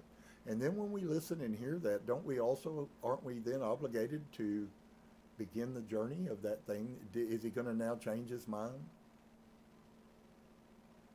I don't know how many of you have heard anything from Elohim, but I value it quite a lot. I value it quite a lot. I never find him to do weird things like all these people who quote God's name. He said, I was to him as David. That's not tooting my own horn. I knew exactly what he meant. And that was 25 years ago when I was a Christian. He's been talking to me all through Christianity while he brought me out of it. There's purposes that he has for people. And you can fight those people, as we've seen. All the prophets, all the things, it's always the same. I rose up early sending my prophets to tell you the truth, and what did you do? You killed them. You hated them. That's not new. That's old. This is the journey that Elohim's people are on. And so we're going to go through many really bad things. I feel sorry for Moses a lot. Moses had an amazing heart. I think he's the greatest picture of loving your neighbor as yourself that there is. He had every right just to side with Elohim. My personal opinion is Elohim, some of that stuff was done so that he would see the true heart of Moses. How many of you, if you'd have been in that situation, how many of you would have fell on your face weeping for days at a time that Elohim would not destroy these people? Maybe some would. I suspect there's some that wouldn't. So there is an ordained purpose for each and every one of us. The beauty isn't to glorify ourselves. In fact, pride is becoming more and more hateful to me every single day. And that's not because we're pride free. We've been corrupted to believe that, pride in the USA is a good thing. Pride in how good I am at doing something. Well, what have you ever done in your whole sorry life that has had anything to do with you? Did you make yourself good at whatever you're good at? And education is not the arguing point there. Everyone can make themselves better. That's not what I'm talking about. I'm talking about whatever he gave us because we would need it in the life in which he intended for us to live. And so then we have to ask ourselves, am I living the life he intended? If the answer is yes, better is a little with righteousness than a whole lot with great gain. I'd rather be broke and destitute and okay and have peace with Elohim than I would to have all the things. That's why I feel so sorrowful for all these musicians, man. They live horrible lives. Movie stars live horrible lives. I don't know what's so wonderful about, because they got a bank account full of big money. I just don't see it. Of course, that's changed, I promise you. I was an American just as much as anybody when I was in Christianity, but y'all's brought me a long way. So the problem starts for most people when they actually begin to try to accept the responsibility. As long as you're not, Hasatan is using you. He's writing you. He's sitting on your neck, pulling your hair, going, no, don't go this way, go that way. It'll be better. It'll be more fun. Don't worry about other man. Only worry about exalting myself. Never worry about other people. Only make you the God. And I think probably all of us have at least a little bit lived maybe in that. Huh? Anybody besides me willing to be honest enough to go, sometimes I do get a little bit of God in me. It's okay, we're supposed to, but we have to learn how to do that. We are actually, whether you know it or not, we are little gods. The problem is we like to take that and corrupt that with our own selfish flesh. And that's what we have to learn to stop. We should be Elohim to the world. We should be ones that bring great enlightenment and truth. We should tell people the truth. There is a real end of this thing, Mike. Every one of us are going to die one day. You can't hide from that. You can't stop that no matter how bad you want to. You are going to do it. And if that's true, then what would even give us an inkling that the rest of what he told us isn't true? Seeing as we have doctors constantly who watch people pass from this life and the finest technology we have. I think the doctors are going to be very glad as AI grows, because AI don't have physical sicknesses. I'm being facetious. I don't think anybody probably got that. The more that our society morphs and gets away from people, folks, the further we're going to get away from humanity. That's the purpose of this AI. Some preachers are preaching that it's part of the mark or the part of the beast. I think that's probably true. I think that they're going to use it in so many thousands of ways. I told somebody the other day, I saw a snapshot of a child. They're trying to get you to take an app. And they took this poor little 3-year-old boy sitting in a studio, a picture studio, and they took a single picture of him, and they had him dancing and moving, eyes and face and body, for like 6 or 7 minutes off of a single still photo. Now, if it's at that level right now, folks, what do you think AI is going to be a year from now? I said it, and I truly believe it's true. We will throw the TV in our house out in the yard and destroy it very soon. Because very soon, there's nothing you're going to watch on TV that you're going to be able to believe. In 5 minutes, if they can turn, you really have to ask yourself, is my God really TV? And I watch lots of TV. I love TV. When nobody's here, I use it for lots of learning. I use YouTube while I'm working building guitars. I listen to people like Robert Eisenman tell me the truth of what all of this nonsense really is about. Learn some amazing things. But, the truth of the matter is we're going to probably find out whether we will compromise ourselves for the fake or whether we won't. And I don't know, that's going to be hard. I had never thought about TV as a god per se, but, if you start sitting around soaking up a bunch of lies, I wonder how long it's going to take for you to believe whatever they tell you. Hitler did it with paper and ink. He created a whole nation who hated something that had no reason to be hated. So I think we have many things that we should be massively concerned with in our society. I don't know if the days that Hanuk wrote are the year 2024. I hear lots of prophecies, the solar thing, don't go outside on whatever the day was. 2024 is going to be the time of the beginning of World War III. I've heard quite a few prominent people say that. This year is the year, folks. I mostly believe that could be very possible. They're already declaring, my understanding, and unless it's changed, they've already declared a form of martial law in New York City. You know what New York City is to me? I could go put on a Batman movie, and it's Gotham. Just a corrupt cesspool of corrupt people. And so, wow. Would anybody 20 years ago have ever possibly thought that America in 20 years could come to this state that we're in? I certainly didn't. I certainly didn't.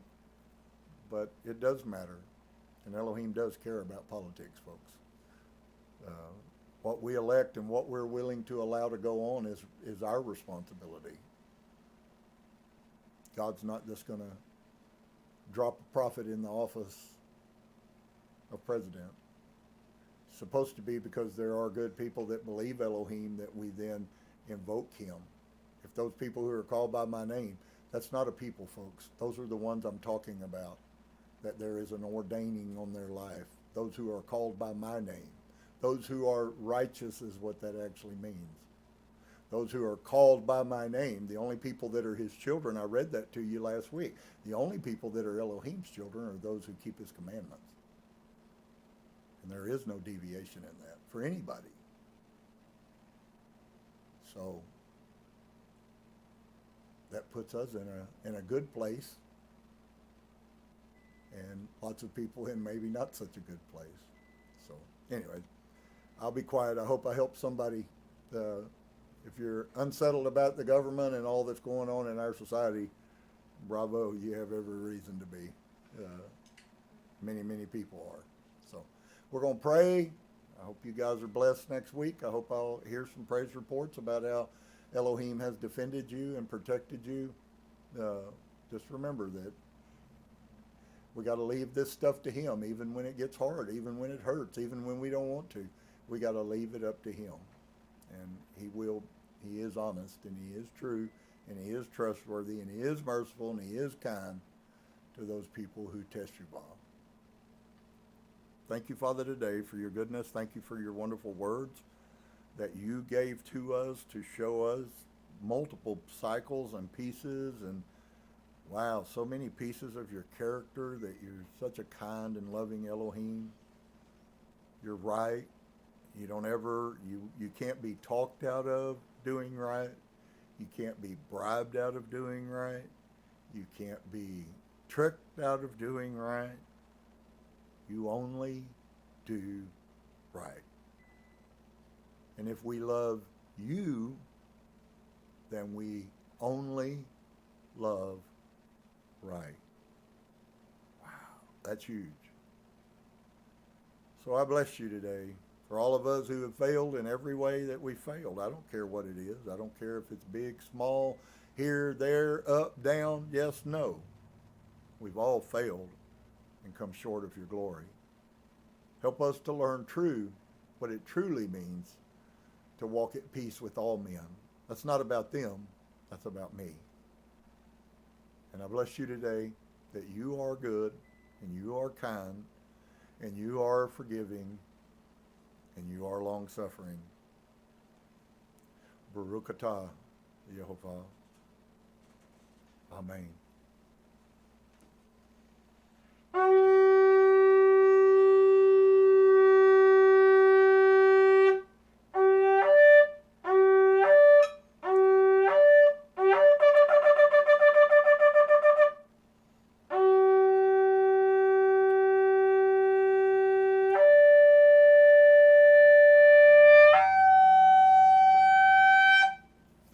All right, shalom to everybody. We'll be back hopefully if Yehovah wills on Wednesday night at 7 o'clock.